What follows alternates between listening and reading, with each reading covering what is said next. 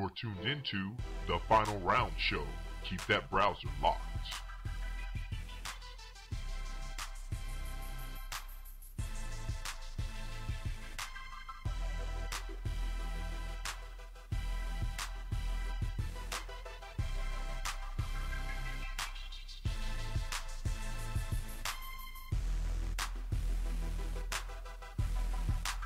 You're tuned into the Final Round Show. Keep that browser locked. It ain't about how hard you hit. It's about how hard you can get hit and keep moving forward. How much you can take and keep moving forward. That's how winning is done. If you ever get hurt and you feel that you're going down, this little angel is going to whisper in your ear. He's going to say, "Get up, son of a bitch." What you said to the kid? It ain't about how hard you hit. It's about how hard you can get hit and keep moving forward. How much you can take and keep moving forward.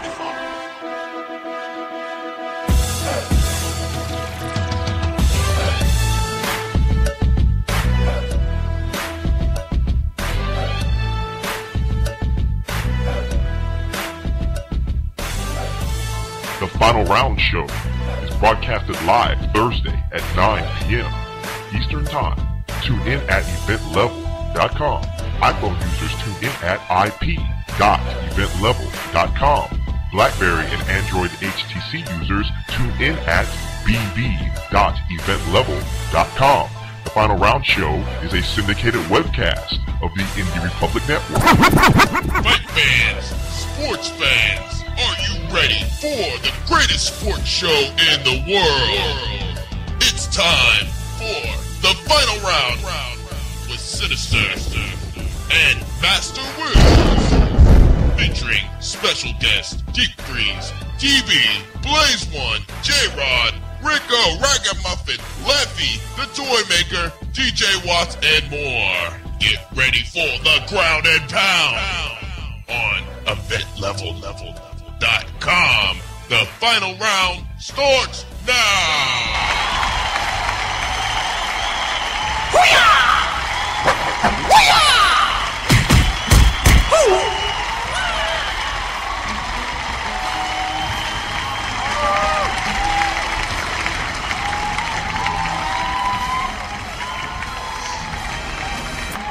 Hey, what up, everybody?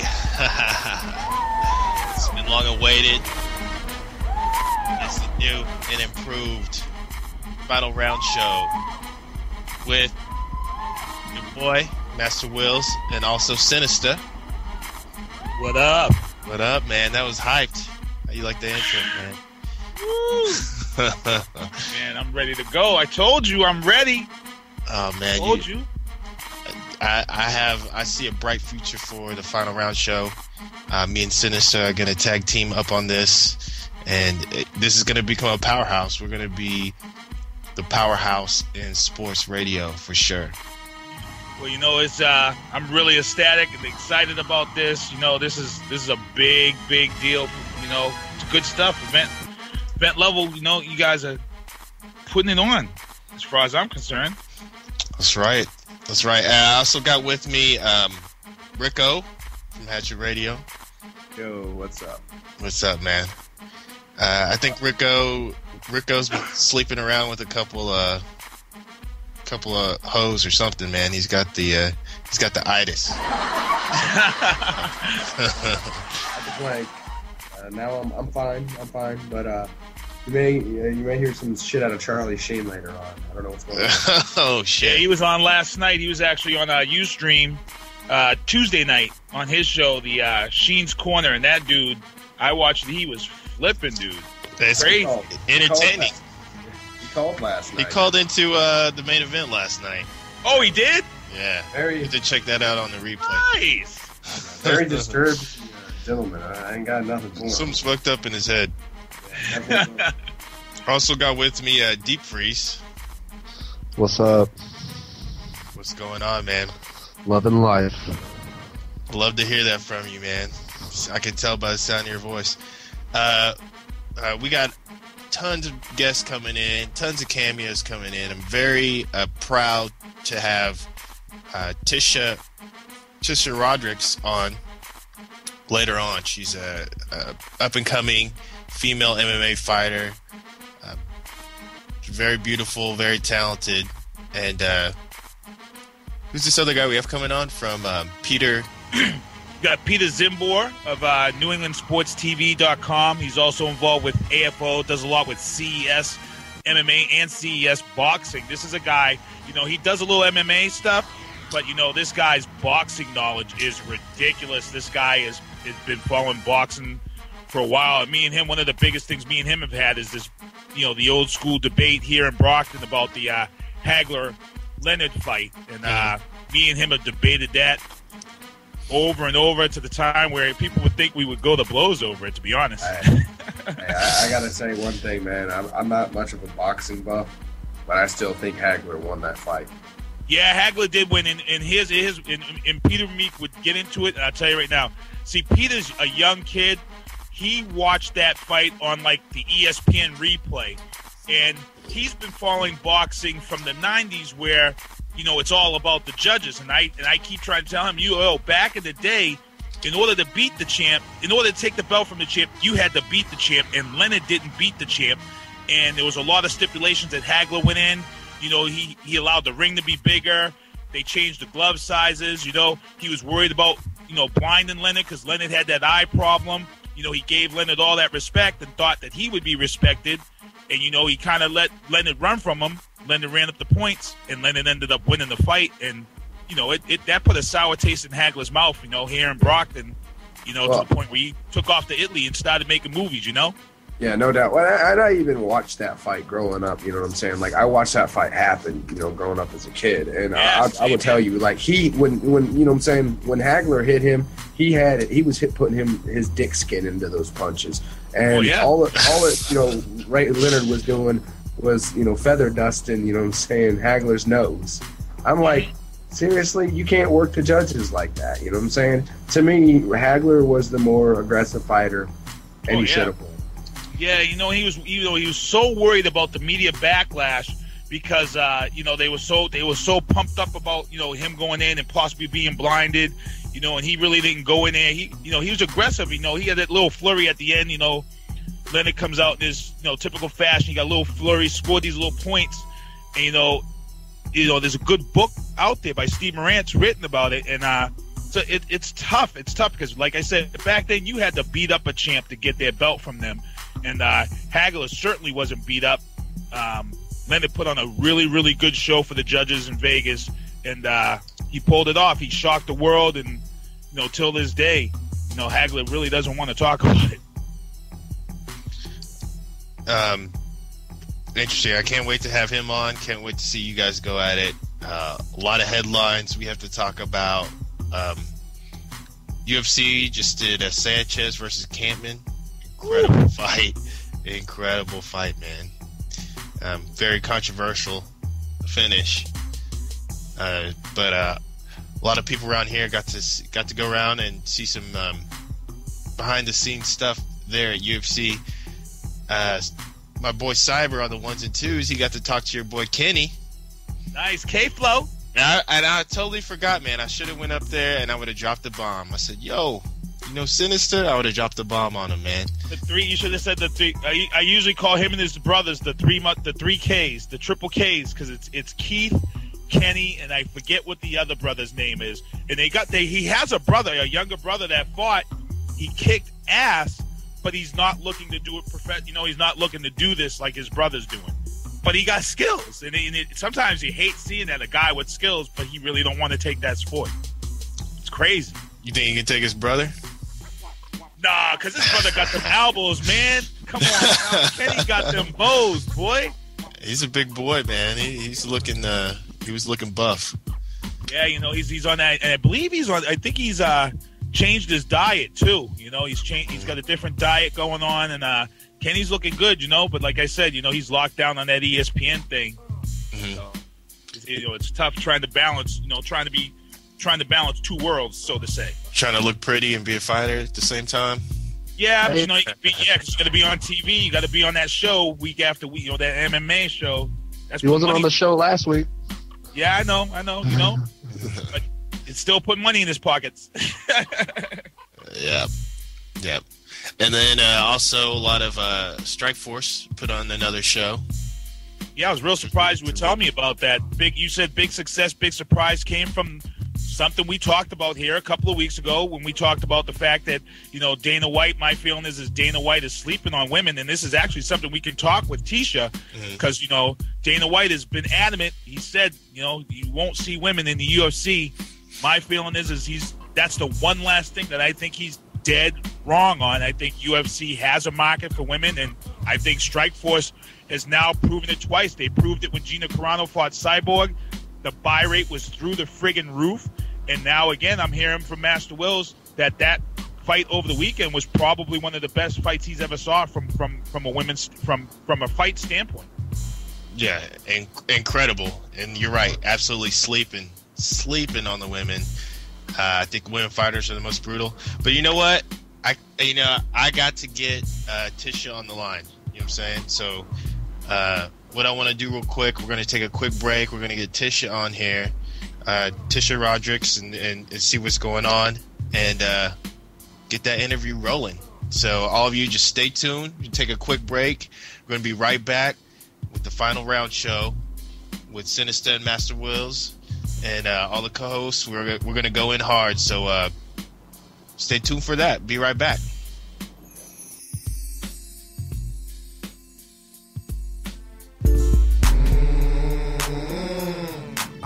You're tuned into the final round show. Keep that round hot. Do your shit. Now go down low. All the way to the floor. Make a nigga wanna see a little more. Oh, baby, down. Shorty, do your shit.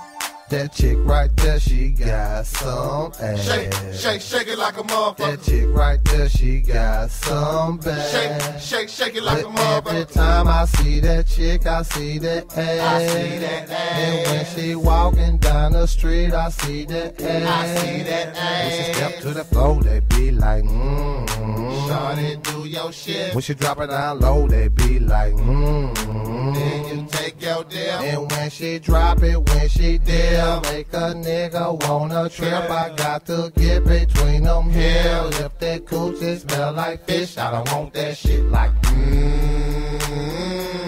Alright. Now shorty, won't you do your thing? Shorty, do your shit. Now go down low. All the way to the floor. Make a nigga wanna see a little more. Oh baby, down. Shorty, do your shit. I done had my eye on you since you came in here. The way you bouncing and dipping, I hope your main ain't here. You off the chain in here, and it's plain and clear. You tryna make a nigga spend a little change in here. When you bounce to the beat, climb to the beat, going up and down with the beat. When you breaking it low, taking it slow, nigga can't take it no more. Whoa. I can tell by them thick ass legs that you greens and cornbread fed, and I want that, yeah. So don't make Kenny come run up behind it and let me do it like we bumping and grinding and get that mug and shining. You got me gliding, but I gotta take it easy. Hands tight and your body off the heezy. Believe me, when you do that dance, you make me feel like a brand new man. Now you got me saying,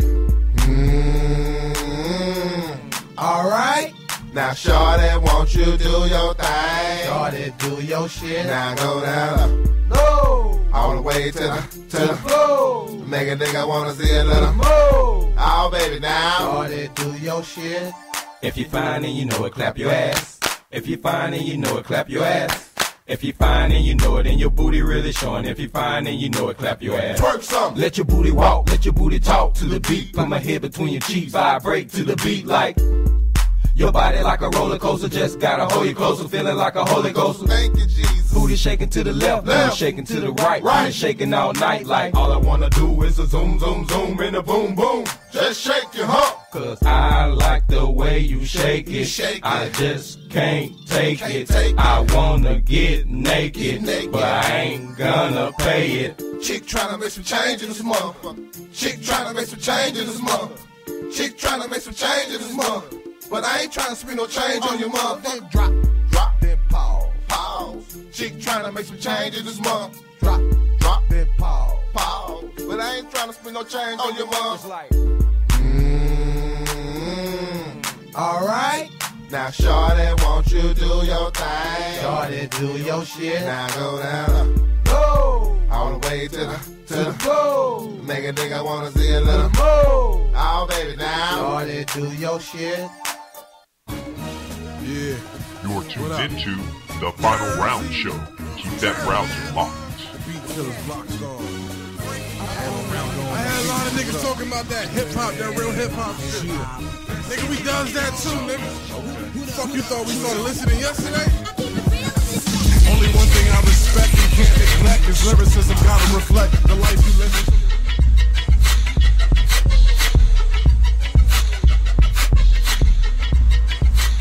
Hey yo man, Charlie Murphy Freeze Love. EventLevel.com, check it out. They planted seeds in his hat, sparkling flame. Event Level TV. What record is that from, huh? Begin. What's that? Tupac. They planted seeds in his hat, sparkling flame. Hail Mary. Hail Mary. Run with me. Hail Mary can't come with the seed. They planted seeds in his hat, sparkling flame. Made me going kind of crazy, just a dirty shame. You're tuned into the Final Round Show. Keep that browser locked.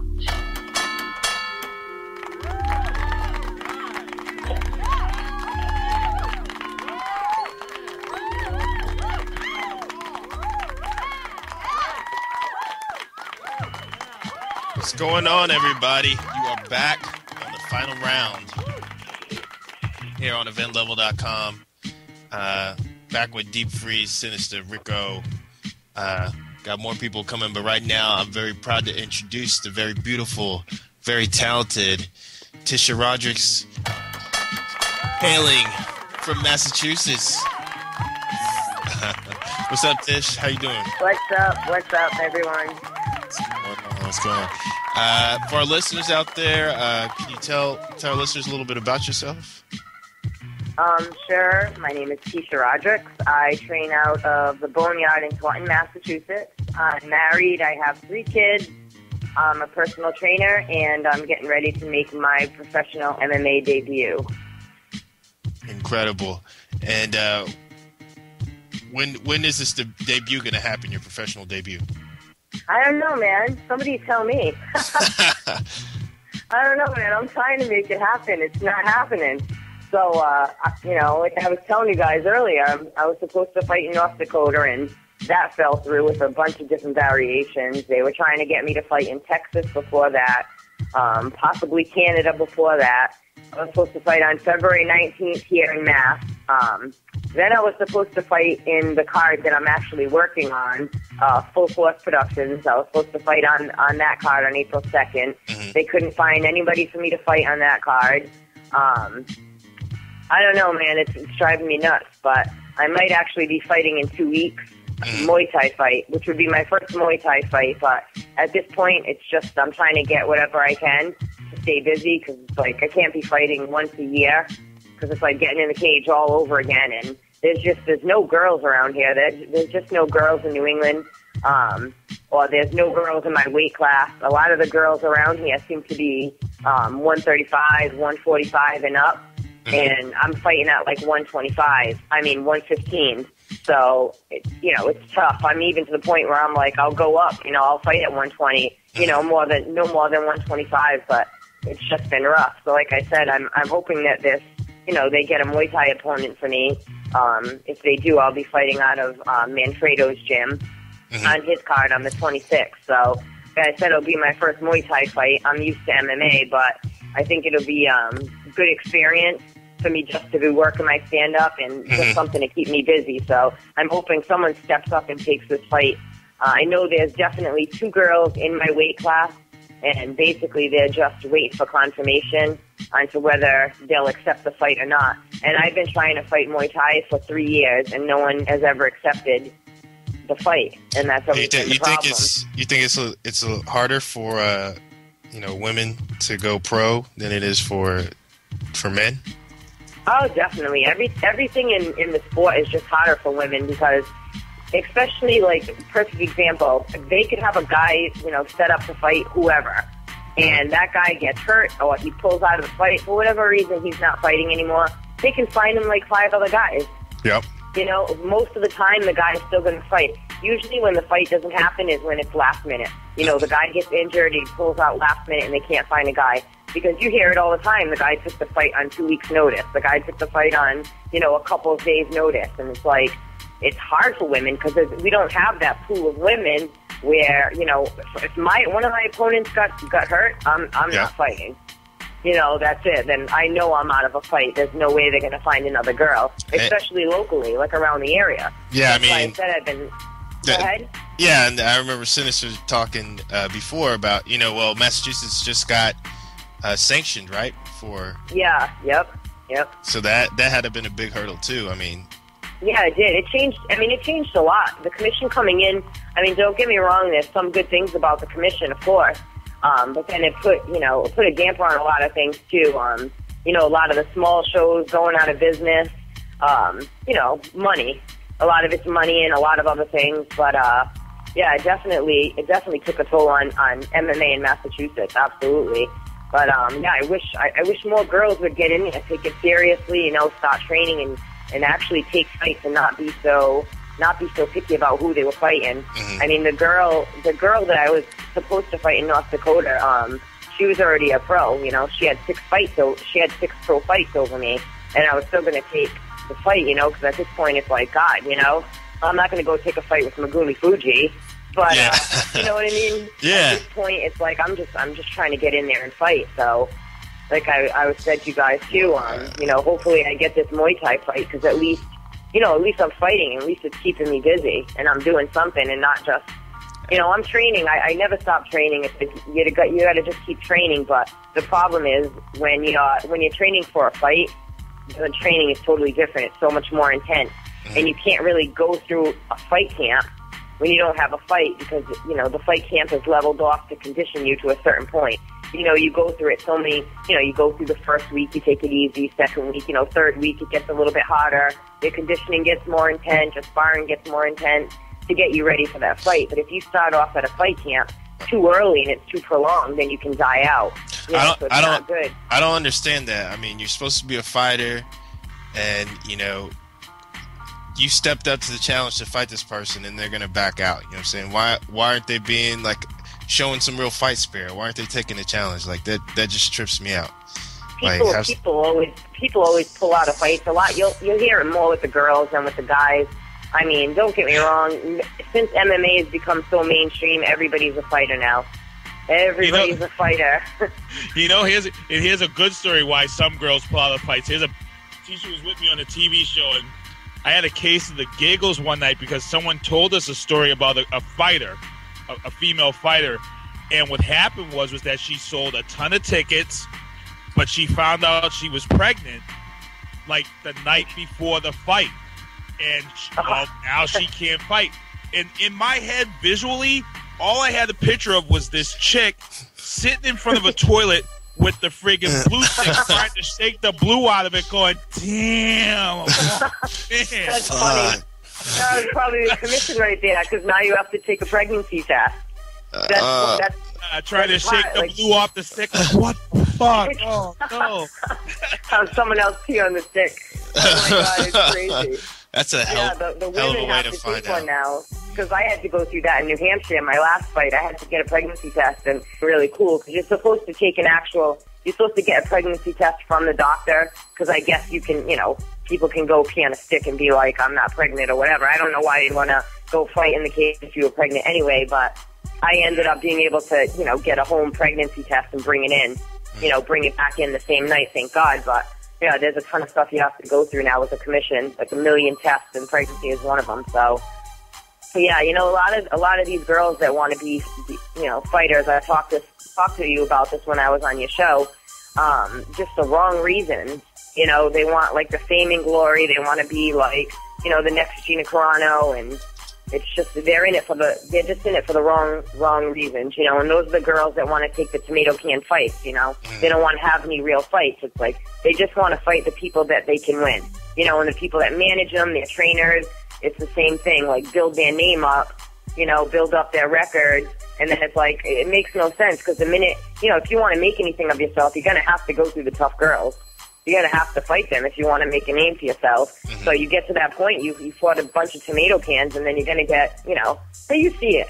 You see it happen all the time. The minute a girl fights someone good, that's it. She gets a you-know-what handed to her, and I've seen it over and over and over again. But there's a lot of that going on because there's probably, I don't know, half of the girls that I have, like even on my Facebook, everyone's a fighter now. It's the thing to be. So it's the thing to be. So what was your amateur record? Was 2-1, right? Yep. And I think you won by a TKO. I think I looked up, and it was. What'd you do? You punched or kicked the girl in the stomach, and she tried to call like a legal kick or something. BS. It was. We were in the. I had her up against the cage, and we were sort of like in a tie clinch. We were wrapped up against the cage, and I was throwing Muay Thai knees at her, and one of my knees landed in her gut. It was to the gut, and nice. She didn't complain of anything, and what happened was, her mouthpiece came out of her mouth, and like I didn't know that her mouthpiece came out. Like as soon as I hit her in the gut, it was like the wind must have came out of her. Or she was hurt, so she her body fell down. So when she fell down, I used that momentum and I threw her to the floor. And that's when I got on her and started, I started punching her in the face, and the ref, stopped the fight. It was TKO. It was supposed to be a TKO. And then when he pulled me off of her, there was vomit all over the cage floor. Oh. She threw up from the knee to the stomach. And then her trainers tried to call that it was a low blow, obviously, because she threw up and whatever, and they didn't want to just take the fact that she caught a knee to the stomach and she threw up. It was embarrassing, which, of course, I don't wish that upon anybody. I wouldn't want that to happen to me, but, it was pretty sad on their part. Matter of fact, her whole team in her school made a whole big, thing of it and whatever. They wanted a rematch. So, she kept talking about it. She even actually came to my school and started training with me, pretended she was cool with me. It was like a whole thing to see what my fan was. That's like obsessive. Yeah, and then she turned around and was like, hey, I want a rematch with you. I was like, all right, so it's like that. So I called her out on it, and then they denied the fight. And they wouldn't even pick up the phone from my trainers or anything. So I was like, hey, you want to fight? Then you can be my pro debut. You want a rematch? Then I'll give it to you if that's what you think, And her team was very immature about it, very unprofessional, and it is what it is. They restarted the fight after she threw up. The fight should have been over. I'm glad it wasn't, to be honest with you, because I wouldn't want it. I really wouldn't have wanted it to end that way, because I don't want it to be like, oh well, some people thinking that it wasn't a legal knee, or you know what I mean. I'd rather have had it end the way it did, which I ended up getting a rear naked choke. They started the round over again, and I ended up taking her back and getting the choke. But it was originally, it was like 2 wins. Everybody says it's like 2 wins in one night, so the fight never should have been restarted. Even, for health reasons, the girl threw up in the cage. The fight should have been stopped. But for whatever reason, they started again, and I won anyway. So it was like, all right, if that wasn't good enough, I won again. But then her camp was still talking and talking. So, I'd love that rematch. I would absolutely love it because, I don't like when people, trying to take something away from me. But, that's horrible. They don't want the fight. So deep freeze. If any girls are out there in the New England area, I'm willing to give up my purse June 21st in Westport, Mass. I'd love to fight. Full Force is having a card on the 21st again, and I'm trying to get a girl to fight me, and I will give you my purse money if you take the fight. So, if anyone's out there, I just want to fight, There you go. And it'd be nice to fight here in my hometown, so I don't care about the purse money. You can have it. I'll make my money off ticket sales, but I'm just trying to get a fight over here. There you go. Step up to the plate. Set a challenge. Call the Boneyard. Deep freeze. What were you going to ask, sir? Oh, I was going to ask, how can you land a low blow on a female fighter? What is a low blow? Well, she said the knee hit her in, her private areas. But and does that hurt? I just want to know. It's not like a guy, and it certainly wouldn't make you vomit. That was the whole thing. For pretty much anybody who knew anything about the sport knew, like my trainers knew right away that, you know, they said it because they were embarrassed, you know. It was a cop-out, yeah. Yeah, you know what I mean? So it was whatever, you know, and that's fine. But for them to run on and on after it, you know what I mean, trying to take the win away from me and take something away from me, that was unprofessional. Because it was mainly her trainers that were doing it, you know, it was pretty sad, you know. It's pretty sad to see that, like, adults, you know, my trainers would never do that. Like, I lost my second fight, I lost it, and that's it, you know. My trainers didn't go around saying, oh, well, because Tisha this or Tisha, I lost my fight, you know. And that's it, you know. Me and the girl, my second opponent, her name is Jill Valenzuela, actually. She is one of my best friends. She's like a sister to me now, and, you know, that's what this sport's supposed to be about. Like, you know, we fought, and we're best of friends now. You know, we became training partners, you know. She helped me with her jiu-jitsu in the beginning because, you know, at that point, my jiu-jitsu was weak. You know, she helped me with that, and I helped her with her stand-up. And, you know, I got into the sport just because I saw the camaraderie. Yeah. You know, I was watching the guys, you know, before I even got into it. You know, my husband's been doing martial arts his entire life. You know, he's always tried to get me into it, but it just, you know, it wasn't the right time, I guess. You know, it happened when it was supposed to, but the thing that really pulled me into MMA was seeing all the camaraderie in the sport between the guys, you know, like, beat the hell out of each other, and then, you know, hug each other later, and, you know, everybody's cool, and I love that, because I came from the fitness world, you know. I competed in figure and fitness shows, as you know, and, you know, there wasn't camaraderie, and, you know, this is my personal view, you know, there wasn't a lot of camaraderie. It was very catty, and it was like, you know, what do I want to do this for? And the MMA was just, you know, I thought it was awesome. But, you know, you don't see it as much between the girls, you know. Women are just women. I mean, the only time you see it, I'm telling you, it's true. Like, the only time you see that professionalism is high up in the pros. You know what I mean? The girls that have been fighting for a long time, like the Roxanne Modafferi's and the Rosie Sextons, you know, that Sarah Kaufman, all those girls, those girls are where the professionalism is, you know. And they're like, you know, they can fight and be friends, and they're not talking on Facebook. But you know, most of these girls, man, they're horrible. It's just very, very catty. Hey, Tisha, I got a question for you. Sure. If there was a female crossover to MMA out there in the sports world, because there are a lot of fit women out there, who do you think would probably have like the best chance of doing it, in your opinion? I don't know. It's hard to say. You know what? That's a hard call, because I think that MMA is, no matter what sport you do, even if you're really athletic, coming to MMA is just totally different. It's a totally different type of conditioning. I mean, even for me to say a girl who was just a boxer to come into MMA, she would have, you know, her hand skills and stuff like that, but she'd have to format, you know, everything all the way around to fit into MMA. MMA is just a sport in itself, and there's so much that goes into it, and there's so many years that you need of training because there's so many different elements, you know. MMA is composed of so many different things that I don't think that just athleticism alone would get anywhere. I think you just have to work up to the top. I mean, you see some of these football players, you know, like Herschel Walker and stuff going into it. And he's still, you know, like, you know, you gotta, you know, you can have all the athleticism you want in the world, but I mean, there's just so much. That's why you see this new generation of MMA, you know, these young kids. They're doing boxing, wrestling, Muay Thai. They're doing everything from, like, young kids up. And, I mean, they're going to, like, chew up and spit all these MMA fighters out in the future. Like, that's why you're not going to see the Randy Couture's. You're not going to see the Chuck Liddells. You're not going to see them anymore, because it's just, like, these kids are going to be so well-rounded by the time they're, like, 19 years old that it's ridiculous. New generation. Hey, we're going to take a quick break real quick. We're going to be right back with Tisha Rodrigues. Gonna do a little indie break real quick, so stay tuned, keep that browser locked. Tisha Rodrigues, eventlevel.com, the final round. We'll be right back. You're tuned into the Final Round Show. Keep that browser locked. PatrickRadio.com. They're going to Disneyland, but EventsLevel.com. Buying my mama that black sand from the ground up any way that she likes. pull up the delivery truck and not pop your collar, but make it right, 'cause it's your time, mama.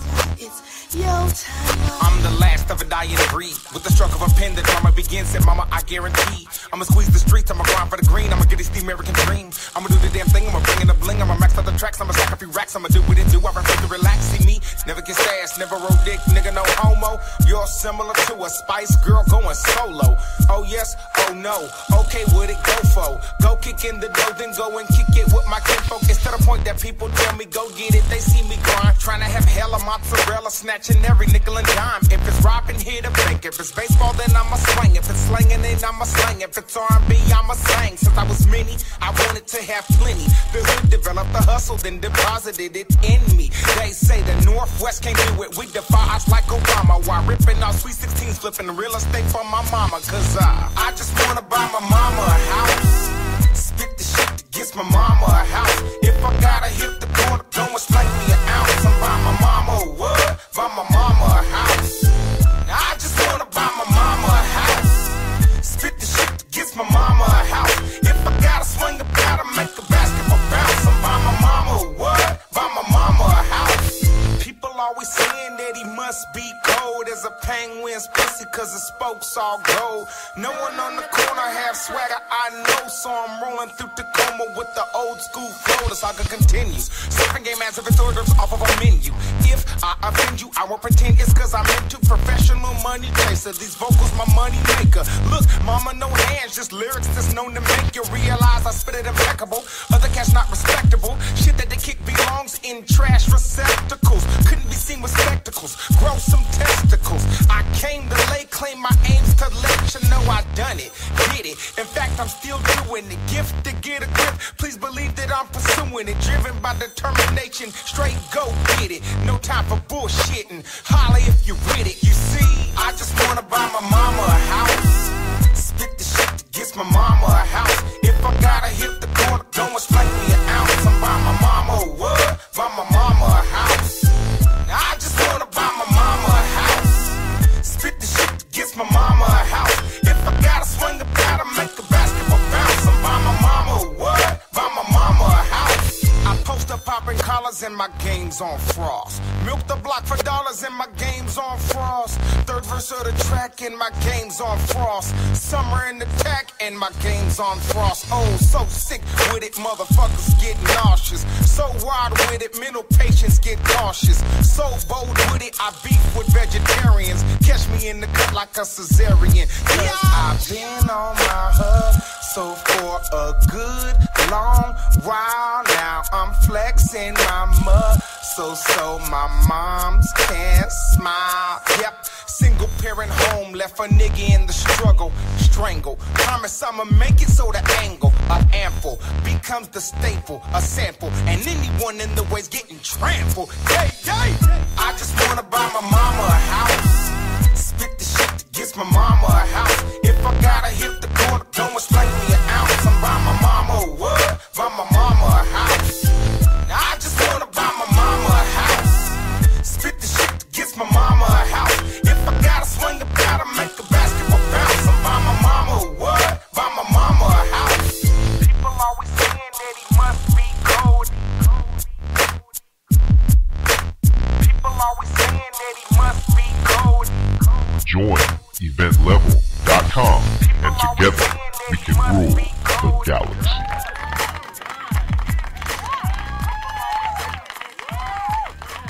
Oh, what up, everybody? You're back on the final round on eventlevel.com. Got a lot of people in the room with me. Sinista, DB, Leffy, Rico. Big Lou was just here, disappeared, and back on the road, back on the phone with Tisha Rodrigues. What's going on? What's up? DB, you said something, but she wasn't on here. What were you saying? Yeah, I said call her on the motherfucking Lizine. I've been trying to holler at you all week, girl. Oh, no. Oh, my baby, let me love you down. You know what I'm saying? Oh, man. You guys are crazy. Oh, DB.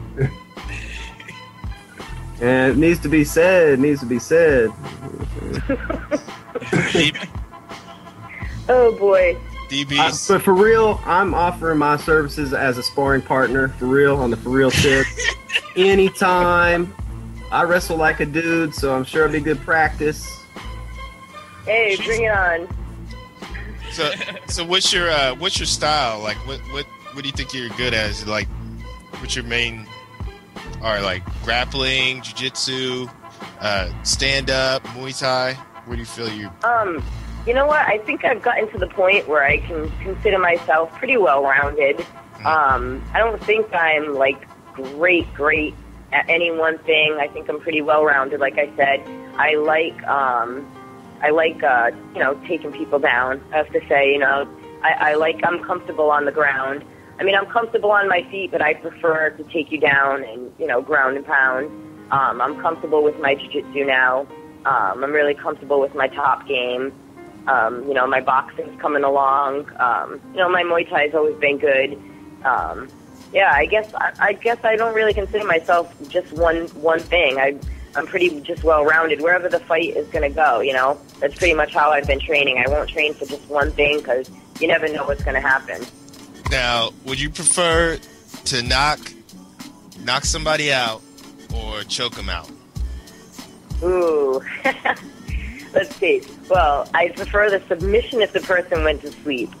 Otherwise, the knockout, because there's nothing like a knockout. That's what I've been. It's funny you asked that, because I was just saying, my next fight, it would be nice to get a knockout, because I got a decision and I've had a submission, and a knockout would be nice. So let's say knockout. Did you get to check out the Strike Force? Did you get to check out that fight? The yes, I did. Fight? Yeah, incredible. Yeah, really good fight. Yeah, that's MMA for you right there. Probably one of the best fights of the year. For sure. Oh yeah, definitely. And that just goes to show you what MMA is all about. Anything can happen at any time. One person can be winning the fight, and that submission, she put her arm in the wrong place, and that's it. You get a good, jiu-jitsu person, and she Malos is awesome off her back, and that was it. You feel like the UFC is sleeping on women fighting? Oh yeah, absolutely. Don't get me wrong. Dana White is a really good businessman, but I just, he controls the world. Like Dana White rules the world, and it's like the Scarface. He owns MMA, and I think it's just like I don't know. I don't know if he'll ever put women's MMA. I don't know if he'll ever do it. I don't see why not. I mean, he says there's not enough, of a pool of women, but there really, he could put he could put at least one fight on a UFC card. I mean, the girls at even you have like Zoila Frosto and those girls, even at 115, not 115, like 120, 125-ish, there's a lot of good girls in that weight class, so I don't know, but what are you going to do? To be honest with you, I don't think it's ever going to happen. People are sending in petitions to Dana White, but he's going to do what he wants to do, and he says he doesn't want to see women fighting, and, that's it. Who's your favorite female fighter right now? Megumi Fuji. Megumi Fuji? Yeah, I love Megumi. Yeah. What did I see her in her last fight? Did she fight Bellator? She fought Bellator. Yeah, she fought Frosto. In her last fight? Frosto. We were there, weren't we? Is that the one we were there for? No. She had a fight after that, too. I forget who she fought right after that. She came back and won. Zoila was her first loss. She fought in Japan at the Sengoku Seoul fight December 30th. Deep Freeze. Yeah, she won that one. Deep Freeze, you're an MMA nerd. I love it. I love Megumi. So who's your favorite MMA fighter, period? GSP. Oh, really? Are you on the GSP bandwagon? Because all these women are am. GSP's so cute. He's a little dude. Oh, man, he's tiny. Yeah, GSP is definitely my favorite fighter. Absolutely. Wow. That's it. Yeah. I don't care what anybody says about GSP. You think he can take Anderson Silva? I hope he does.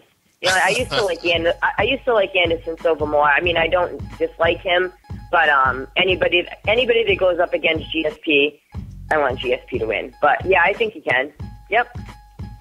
So me and some of the people on here, we saw your boy GSP. You saw another one of your good friends, Kenny Florian, at the UFC Live 3, Sanchez versus Campman. Oh, yep. So hometown boys.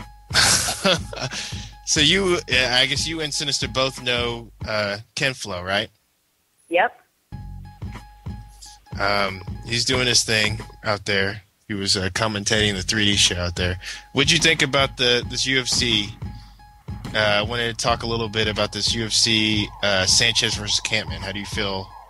What'd you feel about that fight? Like the decision, Diego's performance, Campman's performance?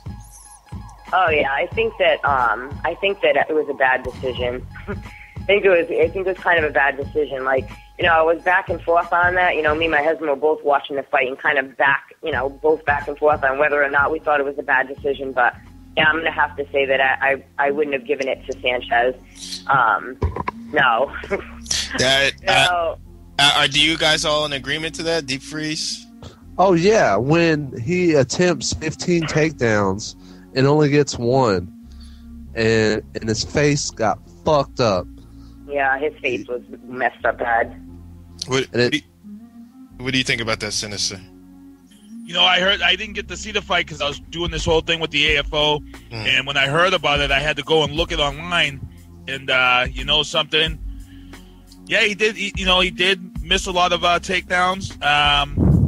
Sometimes, one of the rules I hear, I do the ring announcer for CFX, and one of the things you hear in the back room, don't let it get to the judges. Never let it get to the judges, because that's the shit that happens all the time. You hear so many trainers tell their fighters that, because you don't want to be on that end of the stick when it doesn't go your way. Now, I've seen it a lot too. I think there was another cut. I swear there was another fight, maybe earlier on. I don't know if it was like a. I swear it was the same night. It was a really, really bad decision. I forget who it was that fought. And I was just like, what? Like, the dude got totally ripped off. I forget. Matter of fact, I think it was one of Jackson's guys. Greg Jackson. Joe Stevenson, maybe? I'm pretty sure it was the same night. What's that? Might have been Joe Stevenson. Maybe. I don't know.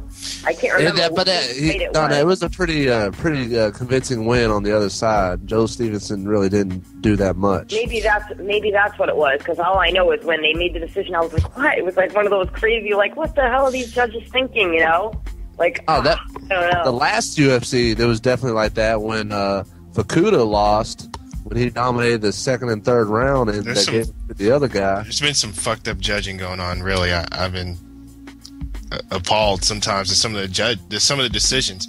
I don't know if it's maybe I got a higher I expect more out of the refs or the judgings out of the UFC than the other ones. Maybe it's just so under scrutiny, but when it's fucked up, it's like the whole world definitely sees it.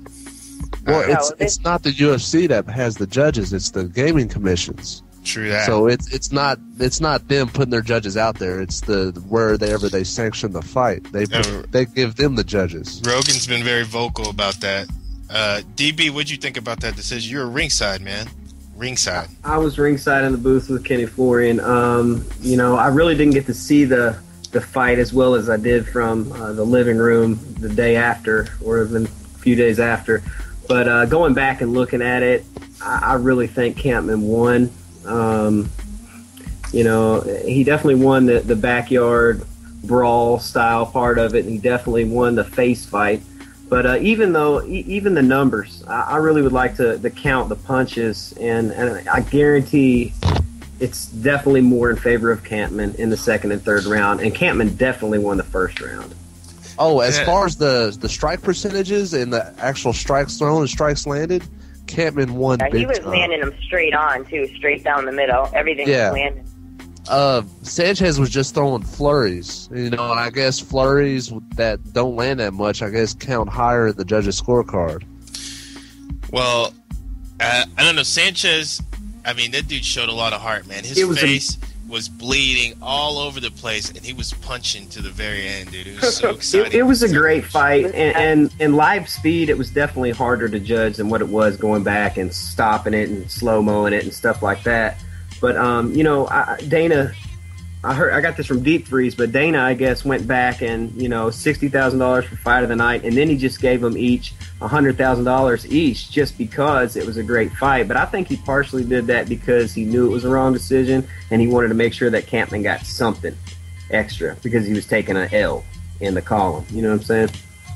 Oh, yeah, he does that a lot, especially I think he gave Fukuda the win bonus. He also gave Nam Pham the win bonus when the judges fucked him over on that fight. Well, see, this is an interesting point to talk about because you got Dana giving away $100,000 just for an impressive fight. Crazy. That is crazy. Plus $60,000 plus whatever they got on top. Both those fighters were happy, and Dana's sending a message that you can't be John Fitch and try to hump BJ Penn to death and expect to be regarded and just try to get the decision and think that's cool with the UFC or Dana, and that's how you're going to get paid. You got to go out there and give your heart. And to be honest, that's where he's classy. If you go way back, go back to Stephen Bonner and Forrest Griffin at the Tough finale. Remember, he came in the ring and told both those guys, man, you both got contracts. They fought their asses off that night. I really thought they deserved it, too. That's one of the best fights I've ever seen still to this day. Yeah, hell yeah. Yeah, that was a great I thought big of him when he did that and brought that money into the ring. That was pretty good call. Tisha, what did you think about that? The way that he handles these fights? Yeah, I think, like I said, I think Dana White is a good businessman, Obviously, he knows what he's doing. I mean, look what he's grown MMA into, MMA has become so mainstream because of Dana White, and the UFC. It's like, it's not, you do MMA, you do UFC.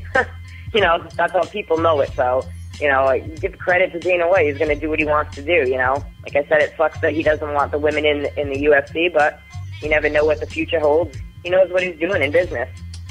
People don't like him. People hate him. People love him. It doesn't matter. Dude is making lots of money, He knows what he's doing. You got to look about how he's built the actual organization. And for a while, they did not even have lightweight as a weight class. And they brought it back. And then he built the WEC as the lighter weight division. Then he brought that into the UFC. There's even talk about him actually doing flyweights. So he's building it slowly. It might get to the time where women's MMA gets big enough, he'll bring them into the show as well. But, he's doing steps at a time. And he's expanding the organizations, Yeah, I love that we have the lightweights because, they're the best guys to watch, in my opinion. I love watching them. That's why I loved the WEC fights. All the, they were the best fights.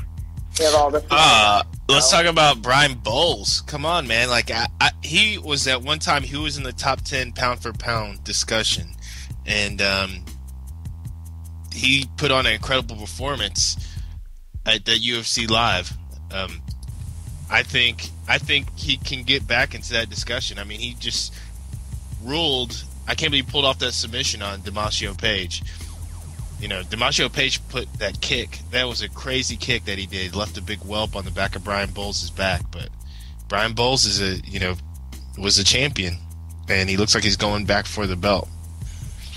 Brian Bowles definitely gained a fan out of me. I was definitely not convinced even. Just by looking at him, I didn't know Brian Bowles' history going into this fight very well. And going into the fight, I just really thought he was going to get dominated after the first 30 seconds. But, man, he really held his own and then really ended up dominating the fight. Amazing performance in my opinion. Well, it's nice when you can say you finished the same fighter twice in the same fashion at the same exact time in the same round. I didn't know that it went down like that. I totally forgot. Yeah. He choked him out with a guillotine at 3:30 in the first round 2 different times. Awesome. That is incredible. We're going to take another quick break. Tisha? Yep.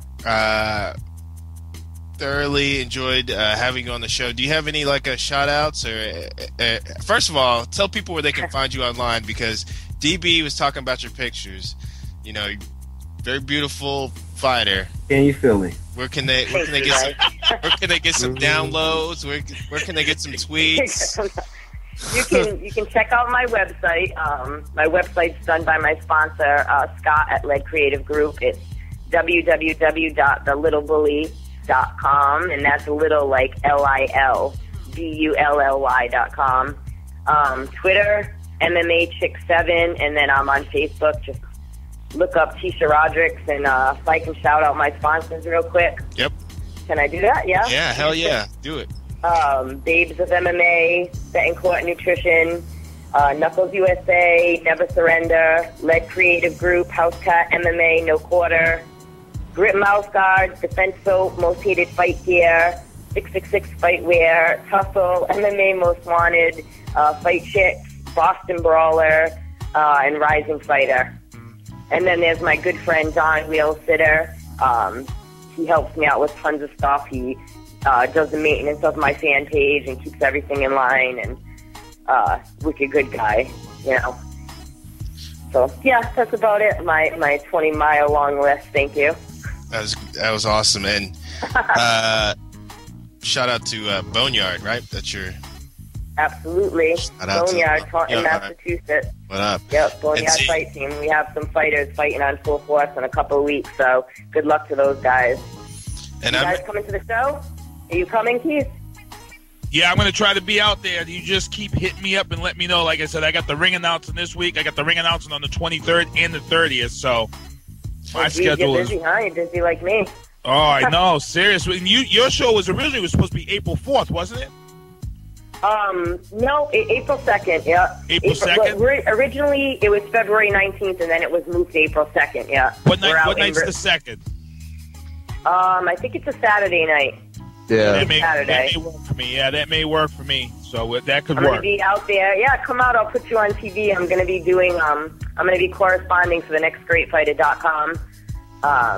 Going around talking to the fans, talking to the fighters, going in the warm-up room, seeing how the guys are doing and stuff. So, yeah, a little bit of this and a little bit of that. I'll be everywhere hosting and stuff. I might have been talking... I was thinking about talking all this shit that DB was talking earlier, but I know your husband is a MMA fighter. I don't want him to come after too. Oh man, you guys are nuts. Ground and pounded me in the face and ground and pounded my mouth shut. That's what he would do. You boy. Tisha, it's been wonderful. Thank you guys for having me. You guys are fun. I invite you to come out to eventlevel.com and join our community. We're going to be doing our best to promote you and promote women fighting on eventlevel.com and invite all your fans to come and join the community. So please come out there. Damn, I guess. Tongue-tied? She's tongue-tied. I got tongue-tied. Oh, yeah. www.eventlevel.com. I take that back. I wanted to tell you this, Tisha. This is what I want to tell you, that Rico is getting ready to premiere a pound for pound top 10 hottest MMA fighter list, and from what I hear, you're in the top 3. Oh, sweet. Expect that tomorrow. That works for me. That ain't no shit either. I ain't lying, man. I am picky. I am a very picky gentleman. Thank you very much. Don't say. I'll take it. So don't take male Russian brides. That is for sure. So be on the lookout for that. We're going to take a quick break. Real quick, stay tuned. You listen to the sports show here on eventlevel.com, The Final Round. We'll be right back after this break. You're tuned into The Final Round Show. Keep that browser locked. R&B Godzilla. You can tell them cause bye-bye. Cause they ain't gonna do you like I do you. And if he say he can, he a damn lie. Oh yeah, she gon' love me for this one. She love, yeah. Hold on real quick, let me get at her first. Sit down on the couch, take your shoes off. I'm gon' flex my body, you gon' flex your body. Like a roller coaster, I'ma make you scream like whatever, so that you know what it is. Can I make it do your body like this? He can't hit it to the left, he can't hit it to the right, he can't put it in the middle, he can't hit it all night. Every time I'm in it, make her toes curl. When say I'm about to beat it up, girl. She love it when I'm the king of the bed. I'm a beast in the bed. She love it. Oh, she love it. Every time I take that thing down. When I get to her slow, she like that. She love it when I do it with no hands on her, like a rubber band on her. I love it when she I love it when she I love it when she I love it when she I love it when she I love it when she I love it when she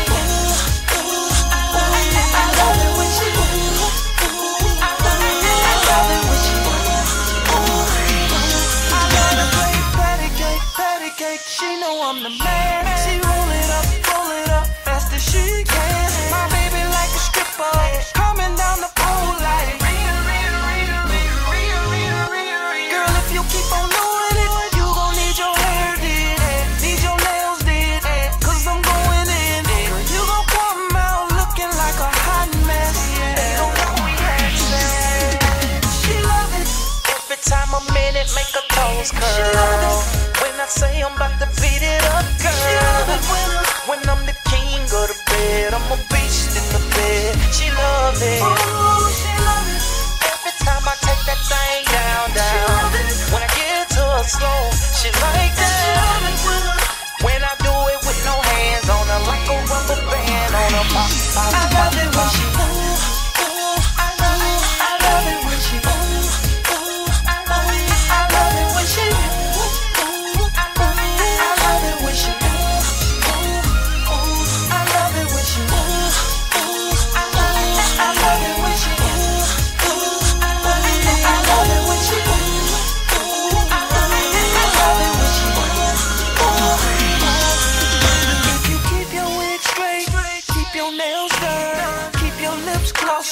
keep your toes done, and I love it, ooh, I love it, girl. I love it, ooh, said I love it, girl. If you keep your wig straight, keep your nails done, keep your lip glossed up, keep your toes done, and I love it, ooh, I love it, girl. I love it, ooh, ooh, I love it when she I love it when she I love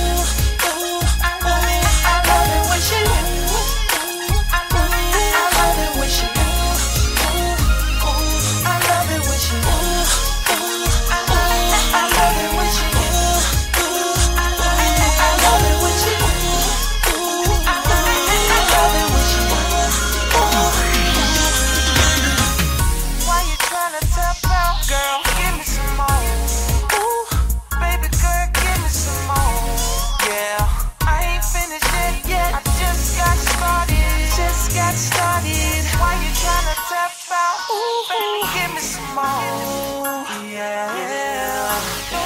Some ink.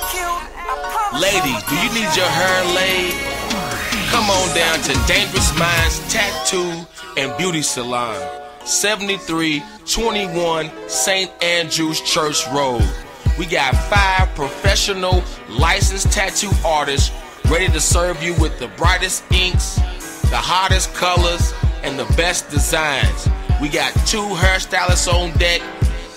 So come on down to Dangerous Minds Tattoo and Beauty Salon, 7321 St. Andrews Church Road, 502-409-6400. That number again, 502-409-6400. It's your boy Black Shay. Yeti! You're tuned into the Final Round Show. Keep that browser locked. What up, what up? We're back on the final round on eventlevel.com. See, I didn't fuck it up that time. You assholes. Me at the break. Oh, I didn't fuck it up last time, guys. So me and you, Rico, are about to go at it in the ring. Let me know. Anytime you want to do this, baby. All right.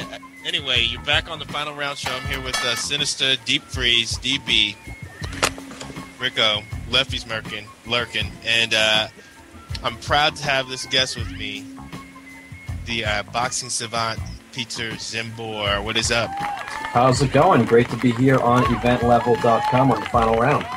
Great to have you, man. Tell our listeners a little bit about yourself. Well, I am the boxing and mixed martial arts play-by-play announcer on nesportstv.com, online broadcasts, which are mostly available via pay-per-view, and there's also plenty of DVDs available on nesportstv.com right now, both of MMA, most notably with the American Fighting Organization, and a plethora of boxing, as I just knocked the headsets off of my head momentarily here on Skype. All good, all good. I wanted to ask you something because we're bringing this up. Strike Force. Did you get to check out the recent Strike Force? No, I did not check out their most recent show. I did see the show a few weeks ago, however, when Fedor Emelianenko got his ass handed to him by Bigfoot Silva. That was the last Strike Force show I saw. And then he gets an offer to be an alternate right off the bat. I mean, it shows a lot of holes in the tournament. Now, here's the interesting thing. Did he actually get an offer to be an alternate? Because there were a few things that I found interesting with that, and I'm glad you bring that up.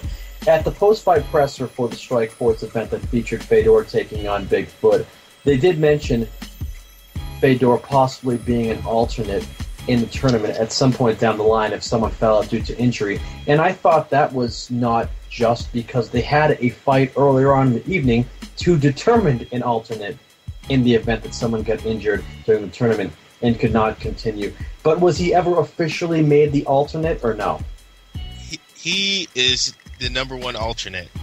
Yeah, Scott Coker officially said he would be the first guy to get replaced because the doctor stopped the fight and it wasn't officially a stoppage by, knockout or submission, even though there were 3 other reserve fights, heavyweight reserve title bouts, Not yeah, that's about as lame an excuse as I can think of. That's the fight, Coker, though. And the fight got stopped because he was physically unable to continue. His eye was swollen shut, and Fedor did not protest that stoppage at all. Doctor stopping a fight is a TKO. It was a technical knockout, and that is just that's just very lame. That just goes to show you that Strikeforce really has a lot on the line with Fedor. He's the guy that gets them all the attention. They want to use him as often as possible, even though it looks like he's at the tail end of his career now as he's riding a 2-fight losing streak. Yeah, well, I don't know. There's a lot of holes in Strikeforce. And also here recently, Dan Henderson. And don't get me wrong, I like Strikeforce. They put on a pretty good show this last show, but Dan Henderson won a knockout, and he wins the light heavyweight belt? What belt was that? Yes, light heavyweight. Light heavyweight belt. This dude, how many fights has he fought in, how many fights in has he gone in and he just wins the belt like that? It's like, how easy is it? It's like, how easy is it to win a belt in Strikeforce?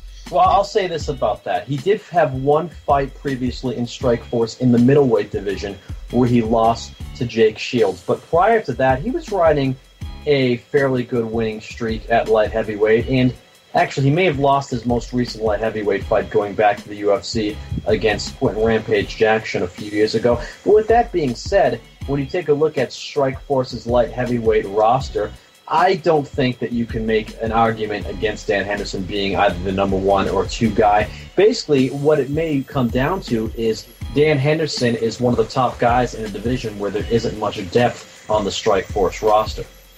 There's much depth in any. Go ahead, DeFreeze. Well, Dan Henderson won his last fight against Hanate Sobral in Strikeforce at light heavyweight. And before that, he was fighting middleweight. And that's where he had his 3-fight win streak in the UFC. And he fought Rafael Cavalcante, who was their former light heavyweight champion. And one of the light heavyweights in Strikeforce, Mike Kyle, which is a pretty decent light heavyweight for who he is, because he went in, took a fight on short notice against Bigfoot Silva and fucking put him on his ass and beat him up for the first round. This is a natural light heavyweight fighting fucking a guy that cuts to get to 265. He has a win over Cavalcante, and he probably should have been one of the first guys to get that fight because he's already beat the light heavyweight champ. Why don't you give him a shot at the belt?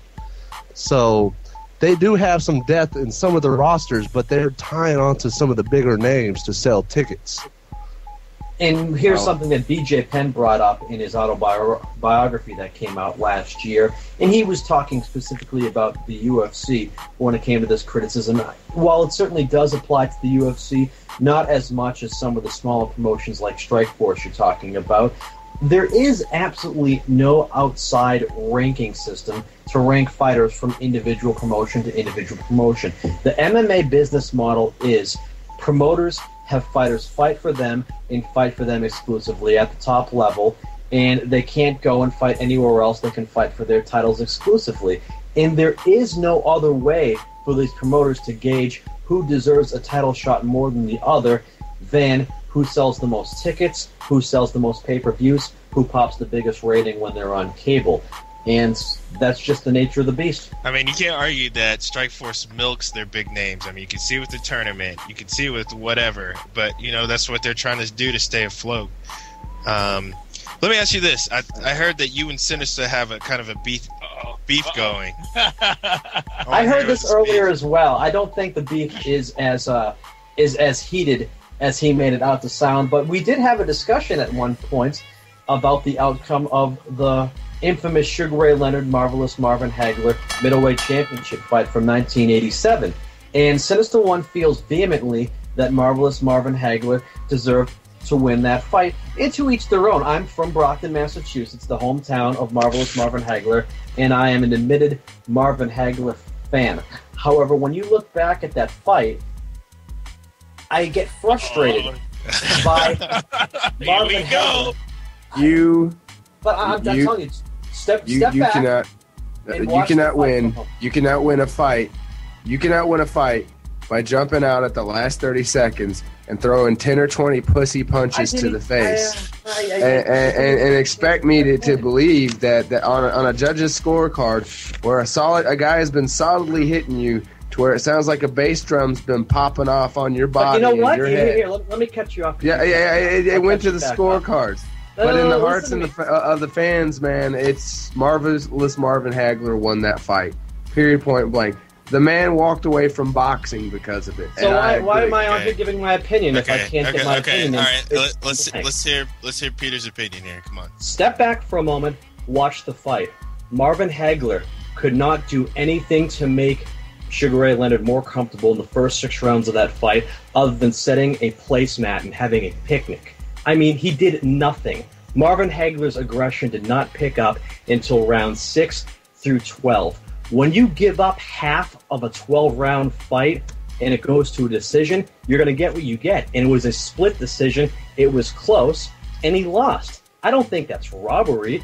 I think that's a close decision, and I think Marvin Hagler probably should have stepped on the gas pedal a lot sooner. I mean, you look at what he does. He comes out in a southpaw position and tries to outbox Sugar Ray Leonard. Is there a worse game plan in the history of boxing than trying to outbox a slick boxer like Sugar Ray Leonard? He should have came up balls to the wall and tried to pound him, which is what he did later on. It was a 12-round fight. It isn't very entertaining either. Sinister, come on, jump in on this, man. I know you got to weigh in on this. Yeah, well, my debate was as Peter's a young guy, and I totally feel his opinion in the matter because his opinion is based on the way that boxing is scored today, and today you totally the same way that it is now. Well, I totally agree with that because that's how they do it today. But like I said, back then when that fight took place, in order to be the champion, you had to beat the champion. And clearly, Sugar Ray Leonard did not beat the champion that night. And like you said, you were talking about how he came out and he fought him. And like I said, you have to remember that Sugar Ray Leonard, he had that eye issue. And everybody kept talking about Hagler respect him and don't want to blind his eye. And Hagler went in. And you may be right, Peter.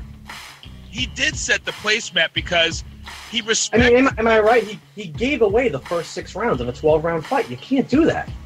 Well, I think he felt that he needed to respect Leonard, and that's why he gave all the concessions to Leonard that he did. I felt it was more like sizing up. They were kind of sizing each other up those first couple of rounds. Like it was kind of like, pitter patter here and there. Put it this way, there's no doubt in my mind, had that been a 15-round fight with how strong Marvin Hagler comes on towards the end, that he ultimately would have gotten him out of there had it been a 15-round fight. But it's a 12-round fight, and that was one of the first 12-round fights when they were making the transition right. Exactly. 15 to 12-round fights as far as championship bouts are concerned. And when you give away the first 6 rounds of a 12-round fight, and even if you don't concede he gave away the first 6 rounds, you have to concede he gave away the first 4 rounds, or else you're not watching it because you're insane. I mean, he didn't come out aggressive enough, and I'm talking about Hagler. Didn't come out aggressive enough and tried to outbox a boxer like Sugar Ray Leonard, and it just didn't work. So you guys, you're like speechless here, Willis. Come on, man, I'm waiting for you to get in here. And by the way, I'm not even saying that there's not an argument that Marvin Hagler didn't win the fight. If you think that he won the fight by a point or maybe it was a draw, that's all fine and dandy. But it's the people that vehemently think he won every round of the fight. It's insane. One thing that I do agree with, I believe he did. I believe he was outscored because Sugar Ray put on a lot of flurries late in the round and then in some of the early rounds. He did score points with his flurries. I believe he was ahead on points on the scorecards. But as I said, back then, you had to bloody somebody up to take that belt from them, and he did not do that. And I think that's why Hagler was so devastated over that, because you look at people that Hagler had to beat to get where he got.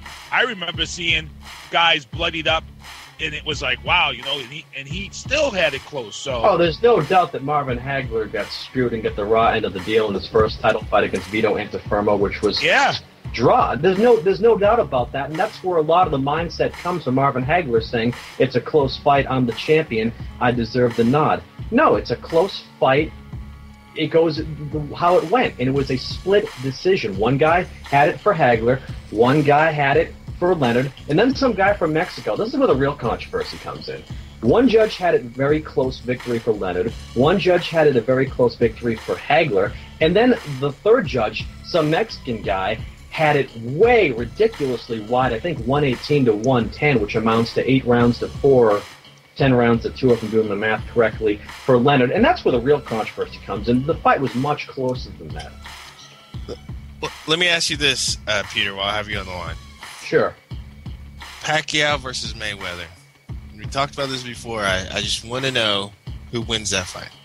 Well, I'm going to choose not to waste any more time thinking about it until they actually sign the fight to happen. Here's the beautiful thing about that fight. I mean, really, it's not even worth a discussion at this point, because we'll just rack our brains killing ourselves, and it almost seems like it's never going to happen. Here's the beautiful thing about that fight. I don't know who's going to win. I can see each guy winning in different ways. It's the consensus number 1, or maybe not the consensus number 1, but certainly the consensus number 1 and number 2 pound-for-pound boxers in the world. You can have them interchangeably on your list. The most people seem to have Pacquiao number 1 just because he's far more active than Mayweather. And I could see each guy winning in different ways. Each guy brings something different to the table, and that's what I love so much about the fight. And not only are they the 2 best boxers in the world, but they're the 2 most marketable boxers in the world, and that's why it needs to happen. It's going to be a good fight, and it's going to be a great event. Burt Randolph Sugar, the boxing historian, said this is going to be the Super Bowl of boxing, and then he held back and said, you know what? The Super Bowl is going to be the Pacquiao-Mayweather of football. I mean, they got to do this fight while they're still in their prime, man. I mean, how much money can they make off this fight? And they could conceivably each make about 40 to 50 million each. That's why it's inconceivable to me that it hasn't happened just yet. But at the moment, Floyd Mayweather is tied up in a lot of legal issues stemming from, well, I mean, it's true. He's tied up in some legal issues stemming from alleged domestic assault against his baby mama. And he also has another incident involving one of his security guards. And I read today that his trial got delayed again, which pushes back the chance of him fighting this year even further. So we probably won't see him in the ring again until 2012. and it's early here in 2011. Whereas Pacquiao in the interim just going to keep on fighting and doing what he does. He has a fight against Shane Mosley scheduled for April. Back to the question, though, I want to say let's play a game called Have Some Balls and Make a Call. I got Pacquiao. Pacquiao is my call, for real, hands down. I'm not saying it, professionally or whatever, but Pacquiao, you feel me? No, I could very well see Pacquiao winning the fight. I think Pacquiao's hand speed equals to Floyd Mayweather's. If it doesn't equal, it's in the same ballpark at least. And I think that Manny Pacquiao, if he cracks Floyd Mayweather, we've seen Mayweather hurt a few times, but he's always recovered. It's easy to win when you're blood doping. I'm saying. But you have when you're blood doping. But what proof do you or anyone else has that he's blood doping? The fact that he wouldn't submit his ass to the test. That's you're wrong, because you're absolutely wrong in that. At first, he did not want to take any blood tests. However, then he came back to the table and did agree to the Olympic-style drug testing that Floyd Mayweather had initially requested for their fight, and Floyd still declined. So the point is not accurate. All right. He knows his shit. I mean, if you're going to be bold, you got to be accurate. I mean, I don't mind people being bold, but being bold and wrong, that's not a good thing. All right, we're gonna get Linda Shields in real here. This big time MMA promoter. I should throw in an AFO mention now that we have the CFX person on. Yeah.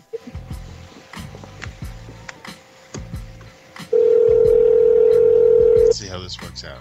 Yeah, I'm texting her right now. How you reach Linda with Cage Fight? Oh, fair. That's riveting radio right there. 10:24 Eastern time on a Thursday night, calling a hot blonde chick and she doesn't answer. I know, man. Story. Still every guy's life at one point. Exactly. Anyway, I'm going to take a quick break. I'm going to come back. Want to get to some sports news. Maybe we'll hit Linda up here in a second. Before we head out, and Peter, I definitely want you to stick with us. Is there any type of promotion or any shout-outs you want to give before we go into the break here? Yeah, absolutely. I want everyone to check out nesportstv.com this coming Wednesday. We have a pay-per-view. The eve of St. Patrick's Day, some good old-fashioned boxing from Boston, and also American Fighting Organization Last Man Standing DVDs that I did play-by-play for are also available now at nesportstv.com. And, of course, support anything I do. Follow me on Twitter, @PeterZimbor. Awesome. You heard it here. We're on the final round on eventlevel.com. We're going to break with one of my boys and DB's boys, The Future, Sweet Surrender. You're going to love this joint. That's what I'm talking about. Keep that browser locked. You're tuned into right back. The Final Round Show. Keep that browser locked.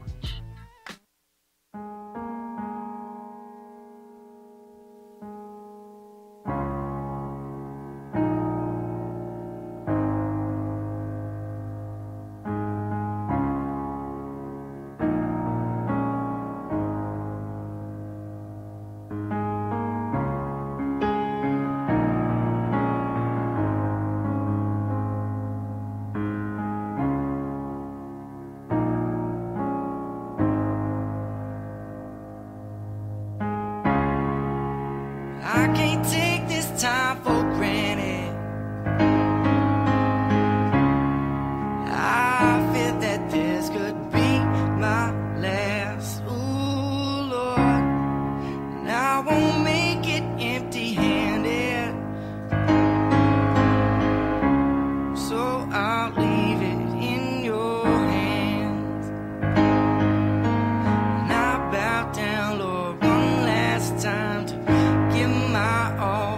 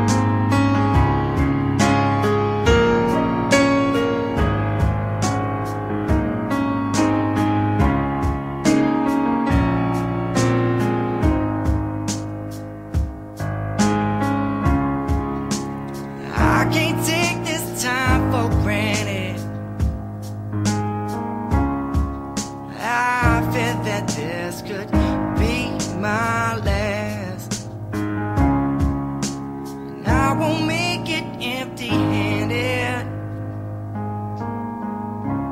So I'll leave it in your hands.